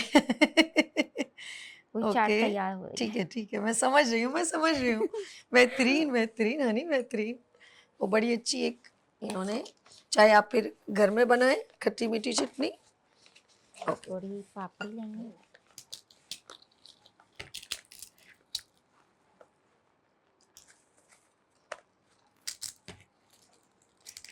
ये सील हुई भी है शायद। जी, सील ओके है। ओके, एक सेकंड, एक सेकंड। पापड़ी भी डाल रही हैं? इसी से तो मजा है। ओके, भजिया को सब पता है चना चाट कैसे बन रही है। अच्छा, ये हमारे नमकीन दही बल्ले बन रहे हैं। जी, अब हम इसमें हरी चटनी डालेंगे। ठीक है, वाह वाह, ज़बरदस्त। अच्छा, सब स्पाइस जो है इन्होंने बहुत मैनेज करके एक एक चीज़ को बहुत अच्छे तरीके से प्रेजेंटेबल बनाया हुआ है। गुड हो गया।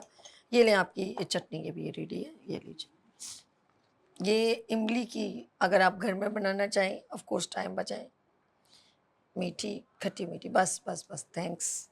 ओके, नेक्स्ट ये हमारे हो पास गया। क्या रह गया? ठीक है ये रेडी हो गए? जी, ये रेडी हो चलिए जी, हम इसको इधर प्रेजेंट कर देते हैं, फिर आप मीठे की तरफ ये मुझे दे दीजिए। लाएं, ये देखें जी, नमकीन दही बल्ले वजिया हारिस के ये हो गया हमारे साथ रेडी। अच्छा हम इस बाउल को उधर ले दें? यस, जी मुझे दे ओके डन। अब हमारे पास आ गए मीठे। मीठे।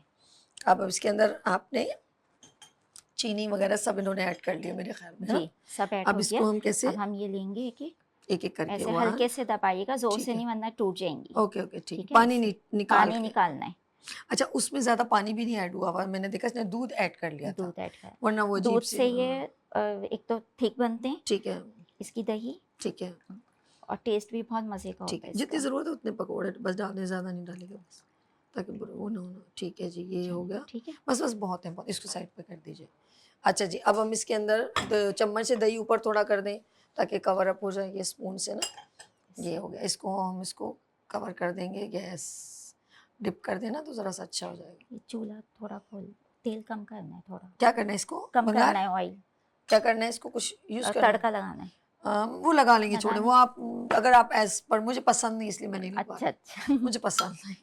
सही। ओके देखें अब इसके अंदर क्या है? पापड़ी, क्या चीज़ ऐड होगी मजीद? इसमें पापड़ी जाएगी, ओके और वही सारी चीजें आप डाल ठीक दें है, इसमें, ठीक है। बस चीनी और नमक का और फर्क है। मीठी चटनी इसमें हाँ। थोड़ी सी ऐड अच्छा कर देंगे, बात है ना, हरा खूबसूरत। धनिया भी पसंद करते हैं। हाँ हाँ हाँ, हरी तो मिर्च हरा- भी पसंद हरी करते हैं, मिर्च, हरा धनिया, क्रश चिली पसंद करते हैं ऊपर ऐसे ऐसे लगा के, कड़ी चाट का पत्ता। मसाला पसंद करते हैं। हाँ बिल्कुल, ये तमाम जो जो जिसको पसंद है वो स्पाइस के मुताबिक ऐड कर सकता है। दैट्स गुड यार, बहुत झटपट हो गया वजिया। चीज़ें रेडी हो तो झटपट हो जाता बहुत है। इजी है, आसान होता है। बास लोगों को मुश्किल लगता है जो नए नए करने वाले होते हैं। ओके लास्ट हमारे ये टच लग रहा है, ये आप चने को ऐड कर लें और आखिर में मीठी चटनी का वो है इमली की जो है वो आप इसको ऊपर थोड़ा सा जी डाल वो दो। हाँ डाल दें वो भी ऐड कर दें तो और भी ज़बरदस्त फ्लेवर, क्योंकि मीठे दही बने तो खट्टी मीठी चटनी का मज़ा दोबारा कर देते हैं। वाह ज़बरदस्त, बस बस बस बस ये टच बड़ा ज़बरदस्त हो गया। उठा लूँ? जी यस, ये क्या चीज़ है? ये अल्लाह तड़के का ला, सामान मैं था समझ इसका। गई, लेकिन ये मैं इसके ऊपर नहीं करना चाह रही। मैं इसके ऊपर नहीं करना चाह रही। माशाल्लाह देखिए क्विकली 2 डिशेस बन गई। सो बहुत easy। स्वीट, जबरदस्त यार। You are a very expert person. You feel, I feel कि you are very comfortable. First time I you, लगा नहीं इतने आराम से सब कुछ कर लिया। मुझे प्रॉब्लम नहीं, वरना मैं ऐसे बना चाहिए ऐसे कर दो। Thank you so much. जाते जाते अपनी खवातीन को क्या मैसेज देंगे? ऑफ कोर्स आप बड़ी हार्ड वर्क से आई हैं, ऐसे तो नहीं, मेहनत की है, अपने आप को मनवाया है। आप आने वाली खवातीन को क्या मैसेज देंगी? यही दूंगी, मेहनत करें, आगे बढ़ें गुड, और सबका ख्याल रखें। क्या बात है, सबका ख्याल रखें। और नेक्स्ट देखें, कुछ नेक्स्ट मंडे आप क्या सरप्राइज लेकर आ रही हैं, तो फिर एक और हो जाएगा इंशाल्लाह ताला। मेरे साथ chef Wajiha Haris, expert chef, बेहतरीन वुमेन। लेते हैं यहाँ पर ब्रेक और मिलते हैं ब्रेक के बाद। देखते रहिए गुड मॉर्निंग विद सभी वीनस टीवी के साथ।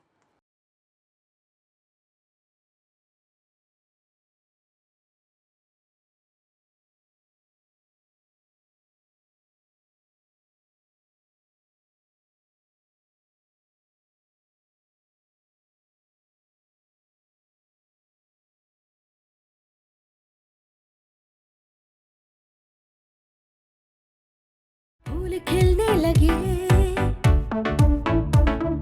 जगमगाए जहां, रात रुखसत हुई, आ गई फिर सुबह, फूल खिलने लगे, जगमगाए जहां, रात रुखसत हुई, आ गई फिर सुबह। Welcome again, good morning with सभी के साथ एक बार फिर मैं आपकी खिदमत में हाजिर हूँ। अच्छा, जब भी मैं अपनी आवाम, अपनी कौम की बात करती हूँ, अपनी आवाम और आम बंदे की बात करती हूँ, तो दिल बहुत ही जो है वो खफा सा हो जाता है। और डे बाय डे कोई एक नया सरप्राइज़ आवाम पर बम बन के गिरता है।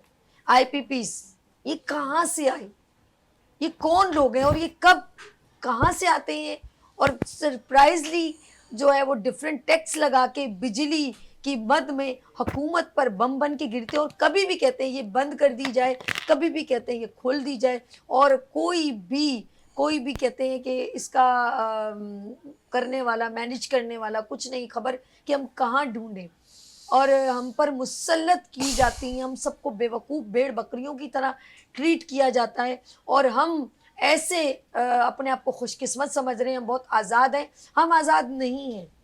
मुझे बताएं, आप अपनी हक की आवाज़ बुलंद नहीं कर सकते, आप काहे के आज़ाद हो गए? एक कहते हैं कि एक मुल्क का तमाम जो स्टैंड ओवर होता है वो बिजनेस कम्युनिटी पे होता है। They are a pillar of Pakistan. हमारे पाकिस्तान की मईशत अगर ठप होगी तो हम बेगर से भी नीचे तबके पर चले जाएंगे, लेकिन हम मईशत को स्टैंड ओवर करना ही नहीं चाहते। मैं कहती हूँ बिजनेसमैन से ज़्यादा पॉलिटिकल लोगों का इन्वेस्टमेंट और बिजनेस स्ट्रॉन्ग है। उनको कोई फ़र्क नहीं पड़ता डॉलर की कीमत बढ़ जाए, उनको कोई फ़र्क नहीं पड़ता बिजली की कीमतें बढ़ जाएं, क्योंकि वो कोई भी टैक्स नहीं दे रहे मेरे ख्याल में, या कोई भी उनको ऐसा प्रॉब्लम नहीं है, क्योंकि facilitation is a free of cost, क्योंकि वो तो आवाम के एक एक कतरा निचोड़ के निकाला जा रहा है, तो उनको तो चिल हैं वो लोग। तो मुझे बताएं तकलीफ में कौन है, दिल किसके जले में है, कौन खुदकुशियाँ कर रहा है? मुझे बताएं ना, क्या पॉलिटिकल पर्सन कभी किसी को देखा है कि बहुत बड़े पॉलिटिकल पर्सन ने अपने आप को फांसी लगा दी अपने बच्चों के साथ?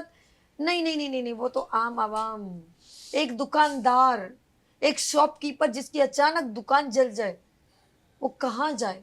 उसने पता नहीं कितना कर्जा लिया होगा, किस तरह वो घर चला रहा होगा। एक ठेले वाला कहाँ जाए, एक दिहाड़ी वाला कहाँ जाए, एक मजदूर कहाँ जाए?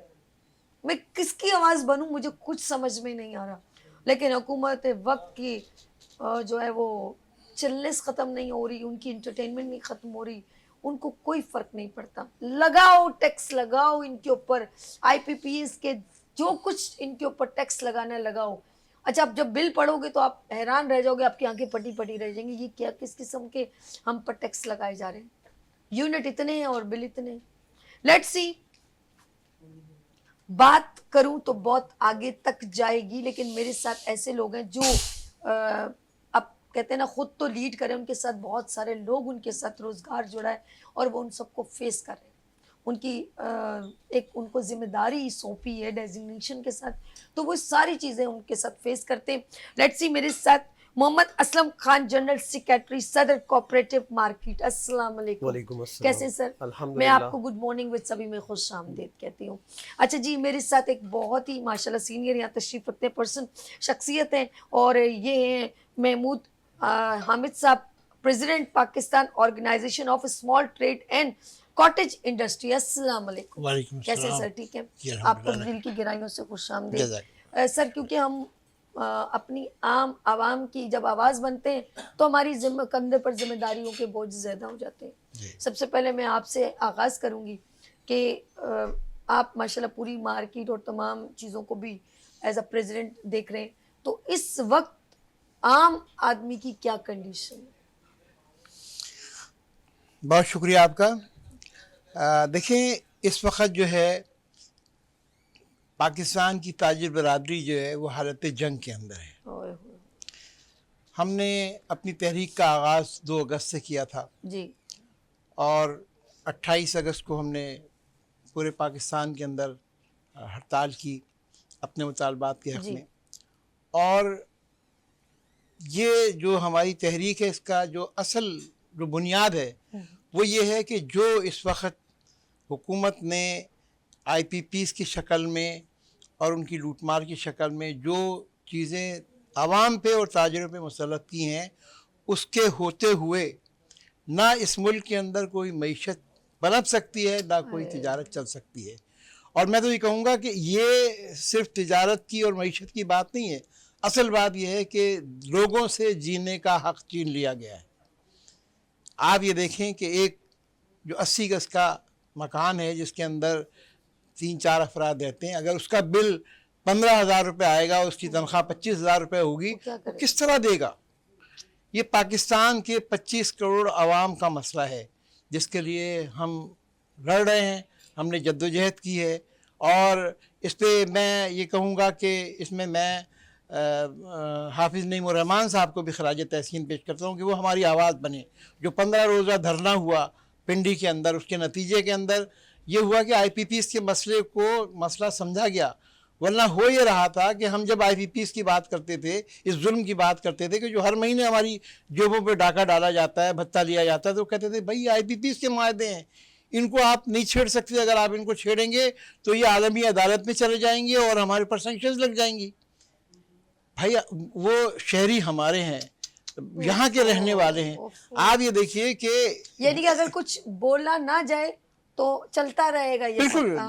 आवाज नहीं बनना, आवाज नहीं देखिए बुलंद ये करना। ऐसे मुआहदे हैं कि उन्होंने क्या कहते हैं कि मैं वजीर हूँ, मैंने अपने भाई को एक IPPs बना दी, इसी तरह तमाम सियासतदानों ने ये किया और मुआहदा ये किया कि मैं बिजली बनाऊं या ना बनाऊं, बिल मैं पूरा लूंगा और डॉलर में लूंगा। हाँ, ये तो बहुत क्लियरली बताया जा रहा है, मीडिया पर ओपनली बताया जा रहा है। ये हमारी जदोजहद का नतीजा है, इस धरने का नतीजा है कि आज 5 IPPs ने अपने मुआहदों को रीशेड्यूल करने का पेशकश की है। लेकिन मैं तो हैरान हूं, ये होना नहीं चाहिए। नॉर्मल एक जमाने से जो जिस तरह बिल दिया जा रहा था, एक नॉर्मल दिया, ये नए फतूर और फितने कहाँ से निकलते हैं? लूटमार का एक जरिया है, यानी कि ये अवाम क्यों डाका खुश है? यानी आवाम को हम फैसिलिटेशन नहीं देंगे, नो पार्क, नो मैदान, नो गेम्स, नो हेल्थ, कुछ भी नहीं है। यहाँ हेल्थ अच्छी नहीं है क्योंकि हम बाहर जाके इलाज करते, हमारी हेल्थ ही अच्छी नहीं है। यहाँ हेल्थ कार्ड नाम के लिए मशहूर हुआ है, चाहे वो सिंध हो या पंजाब हो,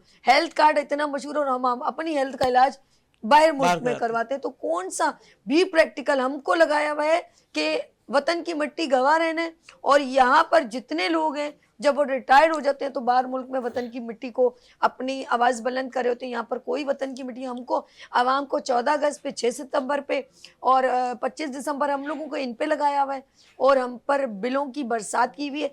आम आवाम के लिए ना अच्छा सहूलत है गवर्नमेंट से कि कोई अपने किरायों के मकान में लोग रह रहे हैं, गलियों का सीवरेज खराब है, बिजली का बेड़ा गर्क है।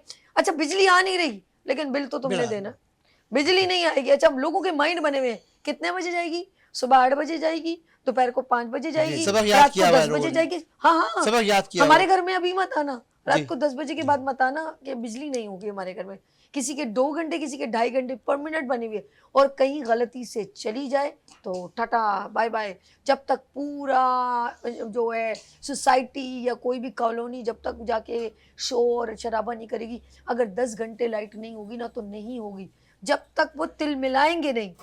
मुझे नहीं पता ये बिजली कहाँ जा रही है। मैं आपको एक चीज़ और ऐड करूँगा कि देखें जुल्म की इंतहा ये है कि इन्होंने एक IPPs को 2400 अरब रुपए पे किए हैं एक साल में।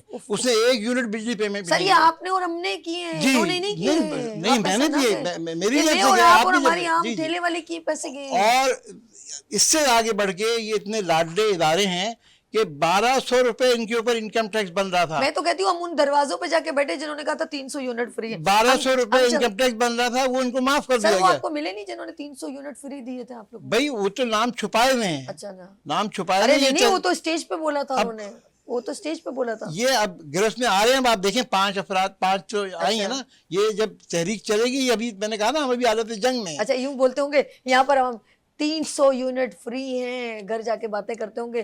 देखना ना, जब आने तो दो, उसके बाद इनकी वो हम हालत करेंगे कि इनको लग पता जाएगा। 300 यूनिट फ्री है, वो भी 2 महीने का। वो साहब आप देखें जो सूरत हाल है, वो तो ये कि ये अवामी प्रेशर है और तहरीक का प्रेशर है कि उन्होंने वो जो बिल भेज रहे थे कि 1 लाख का बिल भेज दिया और 50,000 का बिल भेज दिया। अच्छा हमारे एक और बात है, हमारी आवाम बड़ी मासूम है।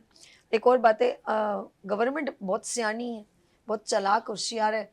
वो जाहिर बात है स्टेज पे खड़ी है तो सब आवाम बेवकूफ़ बन रहे हैं। आप जब तक वो बनाते रहेंगे, आप बनते रहोगे, आप बनते रहोगे, बनाते रहेंगे। Simple is that. जब वो हुकूमत वक्त आपको एक सुनहरा ख्वाब दिखाते हैं, उसके बाद वो आप आवाम में कोई स्पीच करने नहीं निकलते। आप नोट कीजिएगा, जब आपकी ज़रूरत उनको ख़त्म हो जाती है, आपका थम चला गया, उन्होंने जो करना था डिसीजन ले लिया, अब आपकी उनको ज़रूरत नहीं है। अब आप आम आवाम से ये देखना है कि हम इनको कितना नोच सकते हैं। ये मैं कहती हूँ, यकीन करें, कोई भी मुल्क का हुक्मरान हो, वो गिद्धों से भी परे, जो इंसानियत का कोई भी उसको कोई एहसास नहीं है। मैं तो कहती हूँ एक सिंपल, मैं ज़रा मोहम्मद असलम खान की तरफ जाने से पहले एक बात कहूँगी। अगर आपके घर का कोई बंदा, अल्लाह ना करे, अल्लाह मेरे मुंह में खाक, जब आपका वालिद, आपका बड़ा भाई कोई ऐसी बीमारी में मुब्तला हो जाए जिसके लिए आपको 25 लाख रुपए जमा करने हो।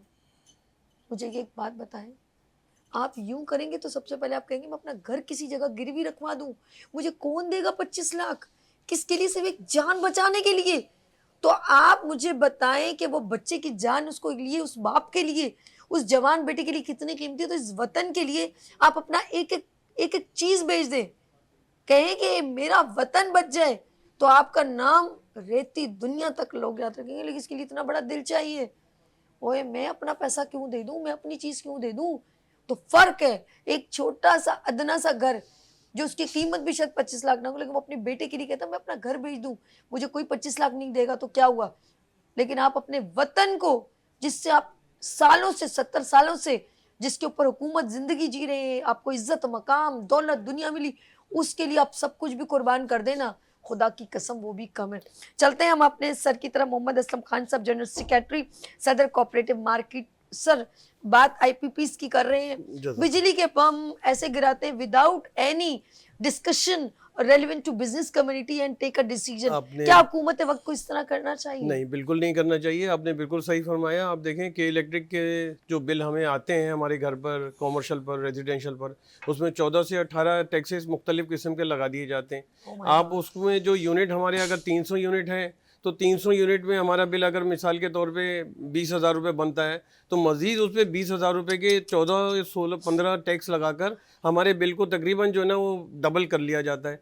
अगर इस तरह यही हालत रहेगी मईशत की, तो किस तरह कारोबार किया जाएगा, किस तरह हम अपना घर चलाएंगे, किस तरह हम अपना कारोबार चलाएंगे।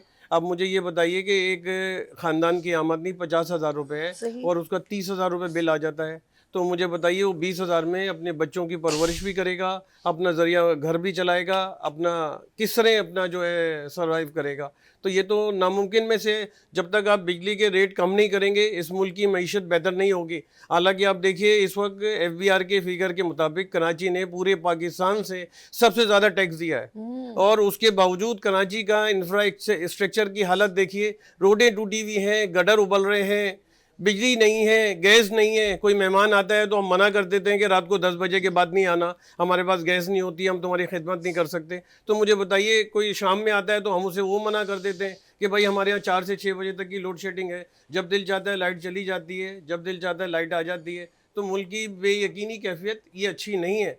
अब हम कारोबार कर रहे हैं और मुल्क की मईशत में रीढ़ की हड्डी का काम करते हैं, ताजिर जितने भी हैं। तो अगर आप हमें रिजनेबल रेट पे बिजली मुहैया नहीं करेंगे तो इंडस्ट्री कैसे चलेगी, फैक्ट्रियाँ कैसे चलेंगी, और कॉस्ट ऑफ जो प्रोडक्ट है उसकी कितनी हाई चली जाती है। अब जो मेरा गारमेंट से कारोबार है, तो आप मिसाल के तौर पे जो सूट पहले हमारे पास 1500 रुपये का होता था, आज वो 3,000 रुपये का शूट कर चुका है। अब एक नॉर्मल तबके के लोगों के लिए तो उसको ख़रीदना आसान नहीं है, मुश्किल हो जाता है। फिर पहले बच्चों की जिम्मेदारी भी है कि बच्चों को देखभाल की जाए, बच्चों की परवरिश की जाए, बच्चों का स्कूल देखा जाए, बच्चों का दूध देखा जाए।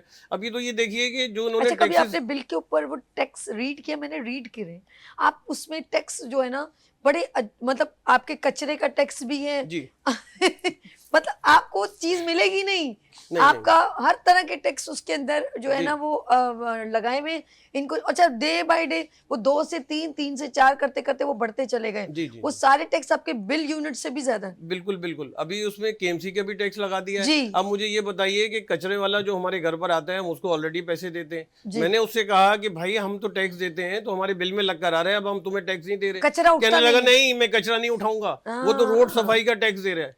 तो मुझे बताइए कि गवर्नमेंट जो और टैक्सेस लेता है, पानी से लेकर कफन तक हमसे टैक्स लिया जाता है, और उसके बावजूद हमें फैसिलिटी क्या दी जाती है? अगर हमारा घर का कोई फर्द जाते हुए जनाजे को रोक लेंगे, वो भाई बिजली के बिल तूने बिल्कुल बिल्कुल 3.5 लाख के मकरूज हो तुम ना, वो दे के जाओ, कहीं मर ना जाना भी। तो यही हालत है। अब ये देखिए दुनिया में टैक्स लिया जाता है, उसको कितनी मराहत दी जाती है, बहुत हर किस्म की फैसिलिटी मिलती है। वो तो आप खुद करें, हमें क्या आप बात सुने, बिजली जाएगी, आपको मराहत दिए ना, जनरेटर लगाएं, UPS लगाएं।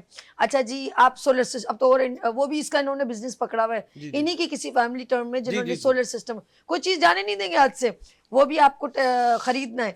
अगर आपका गैस नहीं आ रहा कोई मसला नहीं है, आप जाके सिलेंडर लें, ये बिजनेस भी बहुत अच्छा है। पानी नहीं आ रहा कोई मसला नहीं, टैंकर माफिया, वहां पर जो टैंकर माफिया जो प्लेस है ये जहाँ जहाँ आपके हेडर लगे हुए हैं, आप यकीन करें, सोचो वहां पे पानी कैसे उमड़ के आ रहा है, वो पूरे इलाके में क्यों नहीं जा रहा? तो वहां पर भी माफिया मौजूद है।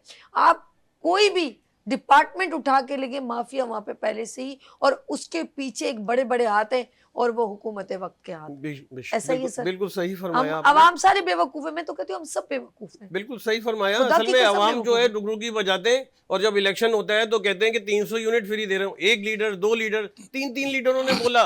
अब जब इलेक्शन जीतने के बाद तो अभी शक्ल भी नहीं दिखाते। 300 यूनिट छोड़ो, अब तो हमारे को मकसद है कि ऐसे बिल भेजे जाते हैं कि हम खाएं ना और इनको देते रहें।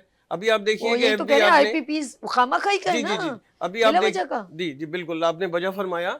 अभी आप देखिए कि FBR ने जो एक स्कीम निकाली थी, ताजिर दोस्त स्कीम के नाम पर, और दोस्त। पहले ये कहा गया हमसे कि 100 रुपये महीना जमा कराएंगे जो नॉन असेसी हैं, जो टैक्स नॉन एक तो फाइलर फाइलर, नॉन फाइलर में आ जी गए जी ना, जी हाँ जी। जी। अब वो हमारे से कहा गया कि जी सर्वे कराया जाए। हमने सर्वे करवा दिया। हमने कहा ऑलरेडी हमारे यहाँ तो 80% टैक्स पेयर है, बाकी अगर 20% नॉन फाइलर है तो आप उनको रजिस्टर्ड कर लें।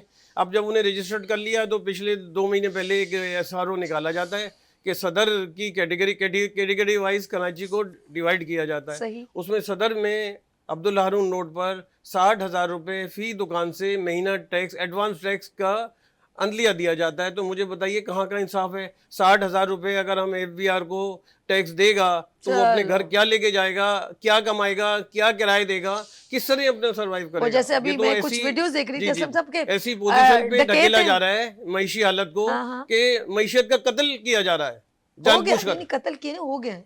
आप उसके इंतजार में अभी बचा कुचा आखिरी जो वीडियोस रसूमात बन है, रही, हाँ। आखिरी रसूमात नहीं है। नहीं, हाँ, अच्छा सही कुछ फरमाया लोग आपने। वीडियोस बनाते हैं ना, तो वो कहते हैं कि भाई वो डकैती का एक दूसरे मोबाइल छीन रहे हैं। बोले क्यों? बोले यार मैंने बिजली का बिल भरना है। हाँ। अच्छा वो क्या करें, वो ज़्यादा पता है, हम एक दूसरे से ही लेके वो पैसे देके कोई सोने की चूड़ियाँ एक बार बेचेंगे, कोई बाइक बेच रहा है, कोई अपने घर के मवेशी। ये वीडियोस बन रही हैं कि बिल इतने बनना। ये जहन में किसी का कॉन्सेप्ट कंटेंट नहीं था कि इस तरह के भी हमें मीम्स या इस तरह के वीडियोस बनाने होंगे। आपके पास अभी सोल्यूशन क्या आया है? आपका क्या कम्युनिकेशन है? देखिए, मैं सोल्यूशन से पहले आपने भी एक बात की कि मोटरसाइकिलें बेच रहे हैं लोग। बिल्कुल ऐसे ही। ये एक वाक़या है जो रिपोर्ट हुआ है, अखबारात के अंदर हुआ है कि एक दुकानदार था, उसका बिल आया 23,000 रुपये का। तो उसको कोई रास्ता नज़र नहीं आया, जो गर्मी पड़ रही है उसके अंदर आदमी बच्चों को कैसे रख सकता है।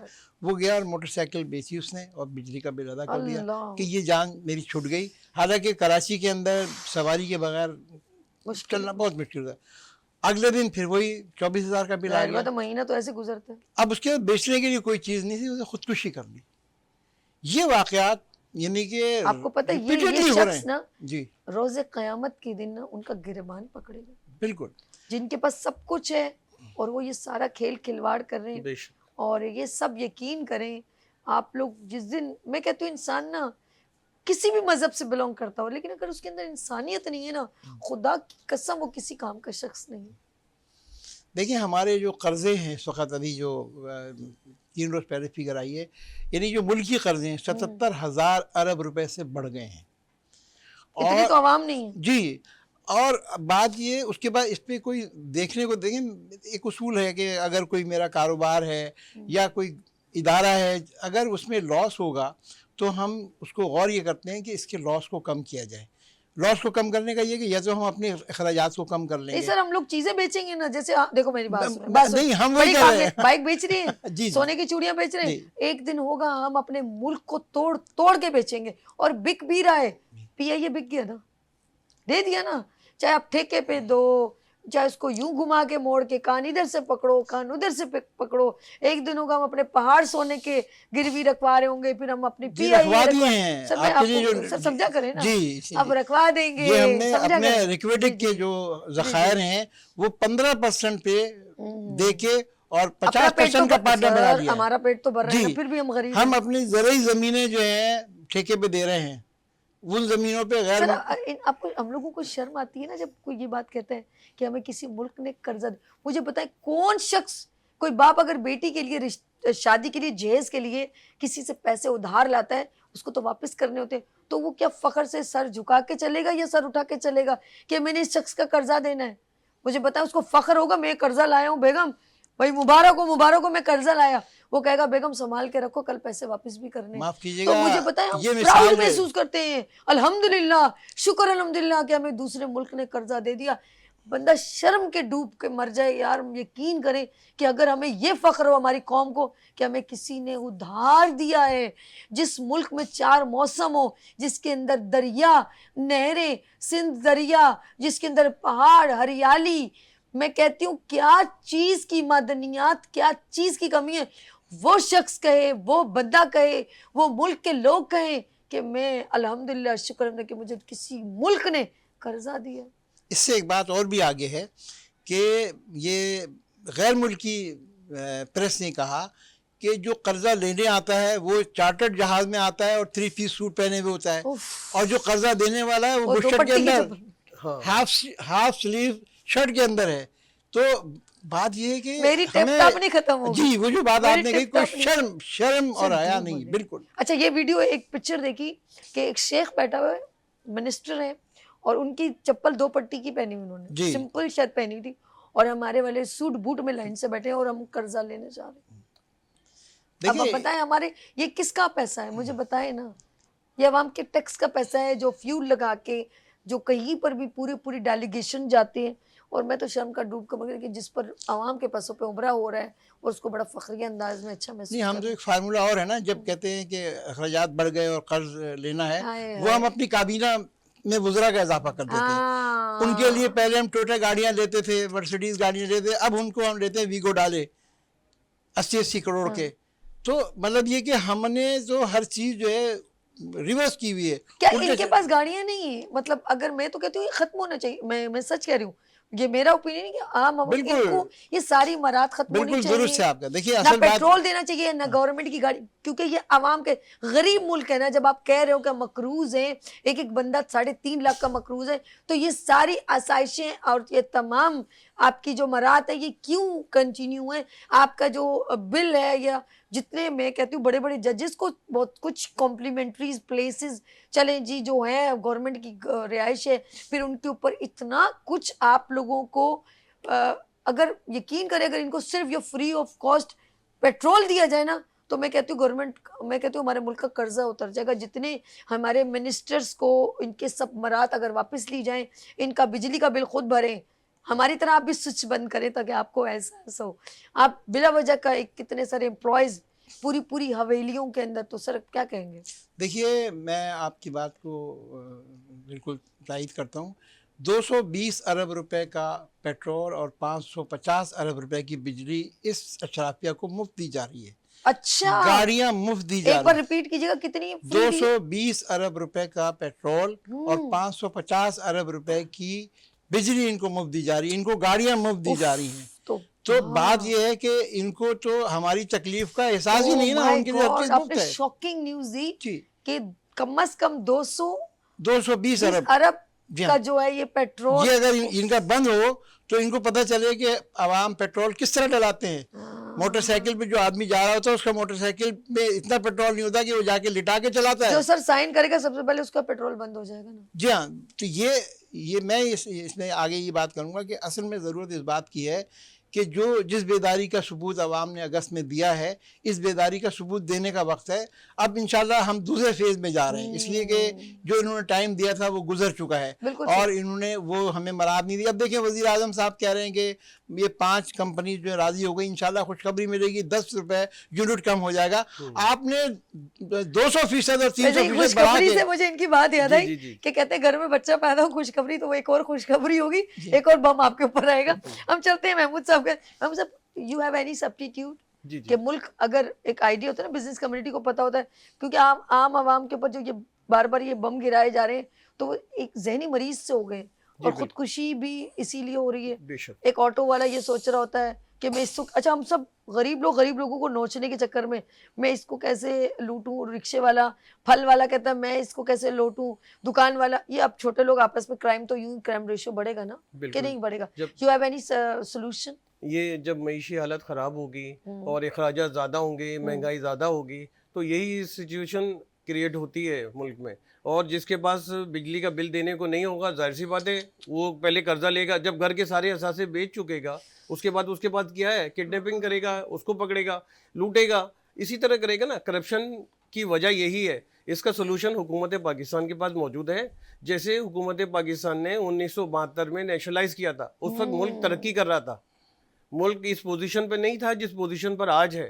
उस वक्त बहुत बेहतर पोजीशन पे था। 22 खानदानों के पैसे लेकर और उनकी कंपनियों को नेशनलाइज करके उनको मुल्क से बाहर कर दिया गया था। मेरी तजवीज़ तो ये है कि इस वक्त जितने 40 बड़े सरमाएदार हैं जो IPPs भी चला रहे हैं और इस मुल्क में सरमाया रखते हैं, उनको उनका पैसा मुल्क में वापस लाया जाए और उनको जो है उनके खिलाफ क्रैकडाउन किया जाए, ताकि जो पैसा मुल्क से लूट कर गए हैं वो जब वापस आएगा तो हमारी मईशी हालत भी बेहतर होगी, हमारा कर्जा भी अदा हो जाएगा और हम जो है खुद किफ़ालत की तरफ चल पड़ेंगे। हम कब तक IMF से कर्जा लेकर और अपनी इमारत और अपने ऊपर खर्च करते हैं? आप IMF से कर्जा लेकर फैक्ट्री क्यों नहीं लगाते? आप इंडस्ट्री लगाएं, आप लोगों को रोज़गार मुहैया करें। आप रोज़गार मुहैया करते ही नहीं ये है। सारी चीजें जो आप कह जी, रहे हैं ना, आप IMF से कर्जा लेकर अपने अखराजात पूरे करते हैं। आप देखिए अभी पिछले दिनों एक नोटिफिकेशन निकला कि जो असिस्टेंट कमिश्नर है उसको बीको गाड़ी दी जाएगी ओह, और कई अरब रुपए का उसका पास किया गया। और हाफिज साहब ने उसकी पिटीशन दाखिल की, उस पर स्टे लिया। सिंध में रुक गया वो जी हाँ, भी। जी हाँ। सिंध ने स्टे दिया है। हाँ, तो 17 ग्रेड का एक असिस्टेंट कमिश्नर, उसको आप जो है डबल केबिन गाड़ी प्रोवाइड करेंगे, पेट्रोल भी प्रोवाइड करेंगे, 4 गार्ड भी देंगे, तो अखराजात कहाँ जाएंगे? तो आप एक आम आदमी को तो देखें, आम आदमी तो बेचारा मोटरसाइकिल से भी पेट्रोल डलाने से कासिर है। वो तो बेचारा अपने बच्चों का 2 वक्त की रोटी भी बहुत मुश्किल से देता है। इस वक्त जो लोगों की हालत ये है कि जो 2 वक्त खाते थे वो 1 वक्त खाते हैं और अपना गुजर बसर करते हैं। और इस पोजीशन पर अगर हुकूमत फिर भी अगर अवाम की तरफ तवज्जो ना दे तो बहुत सर मेरी नजर में वो शख्स कभी भी एहसास नहीं कर सकता जिसका बैकग्राउंड, जिसके पास प्रॉपर्टी चीजें हो, एसी से निकले, एसी से जाए, एसी जी, में जी। बैठे, उसको क्या गर्मी का एहसास, उसके आगे 4-4 नौकर हों गवर्नमेंट की तरफ से, उसके पास बड़ी बड़ी गाड़ियां हों, जब दिल करे कौन सी गाड़ी में जाना है, सिर्फ उसने सेल्फियां लेने के लिए, फोटोशूट के लिए चंद कैमरामैन बुला के फलानी जगह कचरे पे खड़ा हो गया, नाले पे खड़ा हो गया, उसके बाद आके उसने अपने आप को वॉश किया एंड देन चल और नेक्स्ट अपॉइंटमेंट का किया। तो मुझे बताएं ना उसका दिल कब धड़का? उसका दिल बिल्कुल नहीं एहसास से धड़केगा, पॉसिबल नहीं है। उसने साइन करना है, उसकी तमाम मराहत कंटिन्यू चल रही हैं, तो उसको आम बंदे का एहसास नहीं हो सकता। जो आम आवाम में जाएगा, एहसास करेगा, फिर दोबारा जाके मालूम करेगा कि 15 दिन पहले मैं आया था, ये काम अभी तक क्यों नहीं हुआ। मैं उस इंसान को इंसान समझती हूँ, बेशक सही उसके फरमाया। अंदर इंसानियत है, जो ये समझता हो कि मैं वहाँ जाके लोगों को एक लॉलीपॉप दूंगा। तो याद रखिएगा ये लॉलीपॉप 70 से 80 साल तो खींच लोगे, उसके बाद ये लॉलीपॉप आपको खुद चूसना होगा। लेट्स सी, मैं सब दोनों से एक एक मैसेज लेना चाहूँगी। मैं महमूद साहब, आप अपने अवाम को, अपनी कौम को या हुक्मरान को क्या मैसेज देना चाहते हैं जिसका आपका दिल करे? मैं तो हुकूमत से ये अपील करूंगा कि कम से कम आप बिजली के रेट जो है वो नीचे लेकर आएँ, एक मुनासिब सतह पर लेकर आएँ। और के इलेक्ट्रिक के बिल में जो आप ये कलेक्टर ऑफ टैक्सेस का किरदार अदा करते हैं, इसको फिलफौर ख़त्म होना चाहिए। के इलेक्ट्रिक के रेट मुनासिब होने चाहिए, जैसे कि हमारे पड़ोसी मुल्कों में मौजूद है, बांग्लादेश में, इंडिया में है, अफ़गानिस्तान में है। हमारे रेट जो 70 से 80 रुपये यूनिट क्यों है? हम क्या 10 रुपये यूनिट नहीं दे सकते? आपने आज़ाद कश्मीर को 7.5 रुपये यूनिट किया है, क्या कराची के शहरियों के साथ ऐसा नहीं कर सकते? बिल्कुल कर सकते हैं। मेरी हुकूमत वाले से अपील है कि आपके इलेक्ट्रिक के रेटों को कम करें और आवाम को रिलीफ दें, ताकि आवाम की जो मेन बेसिक है कि इलेक्ट्रिक के वजह से जो है हम अपना बजट आउट हो जाता है और हम अपना मईशत का पहिया भी नहीं चला पाते और हमें बड़ी रुकावटें होती हैं। तो इसके लिए बेहतर ये है कि रेट मुनासिब होने और चाहिए। ये जो कमर्शियल शॉप्स के ऊपर एक्स्ट्रा बिल भी लग रहा है, जी जी, सारे टैक्सेस लगे, फर्दर टैक्सेस है, फिक्स टैक्स है, कितने टैक्सेस लगा दिए ये 1800 रुपए के जी। एक्स्ट्रा। आप माय गॉड, तो कमर्शियल के अलावा मस्जिद पे टैक्स लगा। हमारी मस्जिद है कोऑपरेटिव मार्केट की हनफिया मस्जिद, उसके अंदर में हमारा 2.25 लाख रुपए का बिल है, उस पर 42,000 रुपए GST लगा हुआ है। अच्छा गवर्नमेंट के तमाम एम्प्लॉयज को हर चीज फ्री है, मैं तो कहती हूँ मस्जिद के ऊपर फ्री होना चाहिए। कोई फैसिलिटी नहीं है। उसके लिए हमने आगे भी राब्ता किया, कुछ नहीं हो सका, 2 साल से बराबर जद्दोजहद कर रहे हैं कि मस्जिद को तो एग्जम्पशन दिए हैं, अल्लाह का घर है, इसमें तो इनकम टैक्स और सेल टैक्स से मुस्तस्ना करार देते हैं, उसको भी नहीं दिया यानी कि एक जाता। ओरिजिनल बिल जो है वो ले लें, जो जी जी original, बिल्कुल, वो उसका अरे देखिए यार। मस्जिद के लिए रेजिडेंशियल उन्होंने यूनिट बिल्कुल लगाया है, पर उसके बाद जब मस्जिद, अब 4 मंजिल मस्जिद है, उसमें 2000 यूनिट जाते हैं, तो उसमें आप जीएसटी भी लगा रहे हैं, आप इनकम टैक्स भी लगा रहे हैं, कहाँ इंसाफ है? घरों पे भी लगा रहे हैं, आप कॉमर्शियल पे भी लगा रहे हैं। तो बिजली का जो रेट है इसको मुनासिब सतह पे लाना पड़ेगा, तो मुल्क की मईशत बेहतर होगी और इंशाल्लाह आम आदमी की हालत भी बेहतर हो जाएगी। इंशाल्लाह ताला। मोहम्मद असलम खान साहब, बहुत अच्छे डिटेल में आपने बताया। हम इंशाल्लाह नेक्स्ट मंडे भी इसको कंटिन्यू करेंगे। इंशाल्लाह। और मैं महमूद अहमद साहब, मैं चाहूँगी ये कैमरा है, आप ज़रा सा प्लीज़ ज़रूर अपने हुक्मरान से बात करें। देखें, बात यह है कि टैक्सों का जो सिलसिला है, और ख़ास तौर पे कराची के अंदर अभी कचरा टैक्स लगा दिया 400 रुपये। उठाया नहीं? जी, उठाने का तो खैर वो नहीं है। मैं ये कहता हूँ कि इस वक्त कराची के अंदर जो है सबसे ज़्यादा पाकिस्तान में जो मोटर व्हीकल टैक्स लिया जाता है, और वो सड़कों की तामीर के लिए होता है, मगर ये वो कहाँ जाता है जो कराची की सड़कों का हाल है। और अब भी जो आप देखेंगे रोज़ाना लोग गिरते हैं, ज़ख्मी होते हैं, और लोगों का जो है कमर की जो अमराज हैं, हड्डियों के जो रीढ़ की जिसकी हड्डी का, पथरी ना निकलती हो जी, ना, उनको इन रोडों जी पे हाँ, चलाने पथरी भी निकल वो जाएगी। अमराज, उन बिल्कुल अमराज में बिल्कुल, इजाफा होता बीमारियों जा रहा से है। बिल्कुल ठीक। तो मैं तो ये समझता हूँ कि अब अपील का वक्त गुजर चुका है। मैं ताजिर बरादरी से और आवाम से अपील करता हूँ कि एक मुत्तहद होकर इस तहरीक के लिए तैयार हो जाए।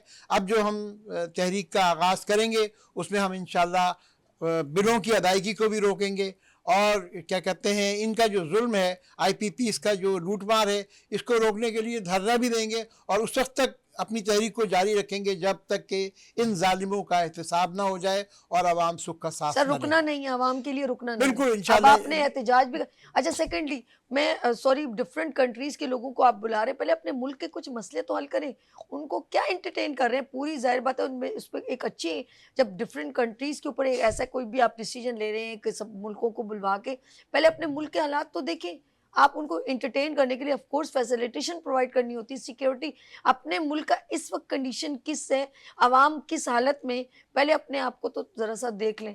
लेकिन मैं कहती हूँ सब बेहिस हो चुके हैं, आवाम के लिए कोई सोच नहीं रहा, और लोग अगर एहतजाज करते तो उनको दफ़ा 144 लगा के आवाज़ कल बंद कर कराची के अंदर मार दिया। सर मैं खुद देख रही जी थी हाँ, कल, कल अचानक कराची, सरप्राइज। जी हाँ, जी जी। उसके अच्छा, वो ये- फौरन सरप्राइजली हो जाता जी है। हाँ, आपको एक एहतजाज का भी हक नहीं। जमहूरियत का हम नाम लेते हैं, तो जी। जमहूरियत में तो हक है कि हम अपनी बात कर सकें, ज़ाहिर राय कर सकें, हम सड़क पे आ सकें, हम अपनी बात को, जो हुकूमत के अगर की तरफ से कोई गलत पॉलिसी आई है उस पर हमारा एहतजाज हक है, ये हमें आइन देता है। लेकिन ये कि यहाँ तो आइन के पीछे सर अरे सर आपने एक नई बात छेड़ दी, इसको मैं नेक्स्ट वीक करूँ। जी। आइन की तो बात ही ना करें ना, आप रात को 12 बजे खोल के एक नया आइन बना सकते जी हैं, हाँ। आपकी इतनी पावर होनी चाहिए। अच्छा जी, बात सॉरी, इन्होंने छेड़ दिया जी आइन जी के जी सवाल। जी जी। आप क्या कहेंगे सर, आइन की बात करें जरा, आपने किया ना, अब 2 मिनट 5 मिनट और लिखते हैं। देखिए, मैं कहता हूँ कि क्या असल आप समझते हैं आइन की बालादस्ती है? नहीं, आइन की बालादस्ती कहाँ है? आइन की बालादस्ती हो मेरा तो ये- फरमाइशी प्रोग्राम चलेगा सर, जी, मेरा फरमाइशी आइन प्रोग्राम की चलेगा। बालादस्ती हो तो फार्म 47 और 45 का फैसला हो जाता। बात ही बेशक, खत्म कर बेशक, दी। बेशक। आइन अगर की बालादस्ती, आप देखें कि कराची के अंदर काउंटिंग हो रही थी, उस आया। पर नकाब पोश आए, उस काउंटिंग को जला के चले गए, तो कहाँ है आइन? जब इलेक्शन कमीशन के अंदर, जिलाई दफ्तर के अंदर ये हरकत हो जाएगी तो कहाँ है आइन और कहाँ का कानून है? वहाँ तो ये है कि डंडे के ऊपर सब कुछ चल रहा है, जो मैं चाहूँगा वो होगा। फार्म 47 की हुकूमत रहेगी और हम उसको जारी रखेंगे। अवाम भाड़ में जाए, अवाम खुदकुशियाँ करें, अवाम अपने बच्चों के साथ खुदकुशियाँ करें। 2023 और 2024 ने, यकीन करें, सोशल मीडिया के थ्रू कहें या कुछ भी है, सब कच्चे चड्डे खोल के रख दिए हैं, ये मैं बेशक। कहूँगी।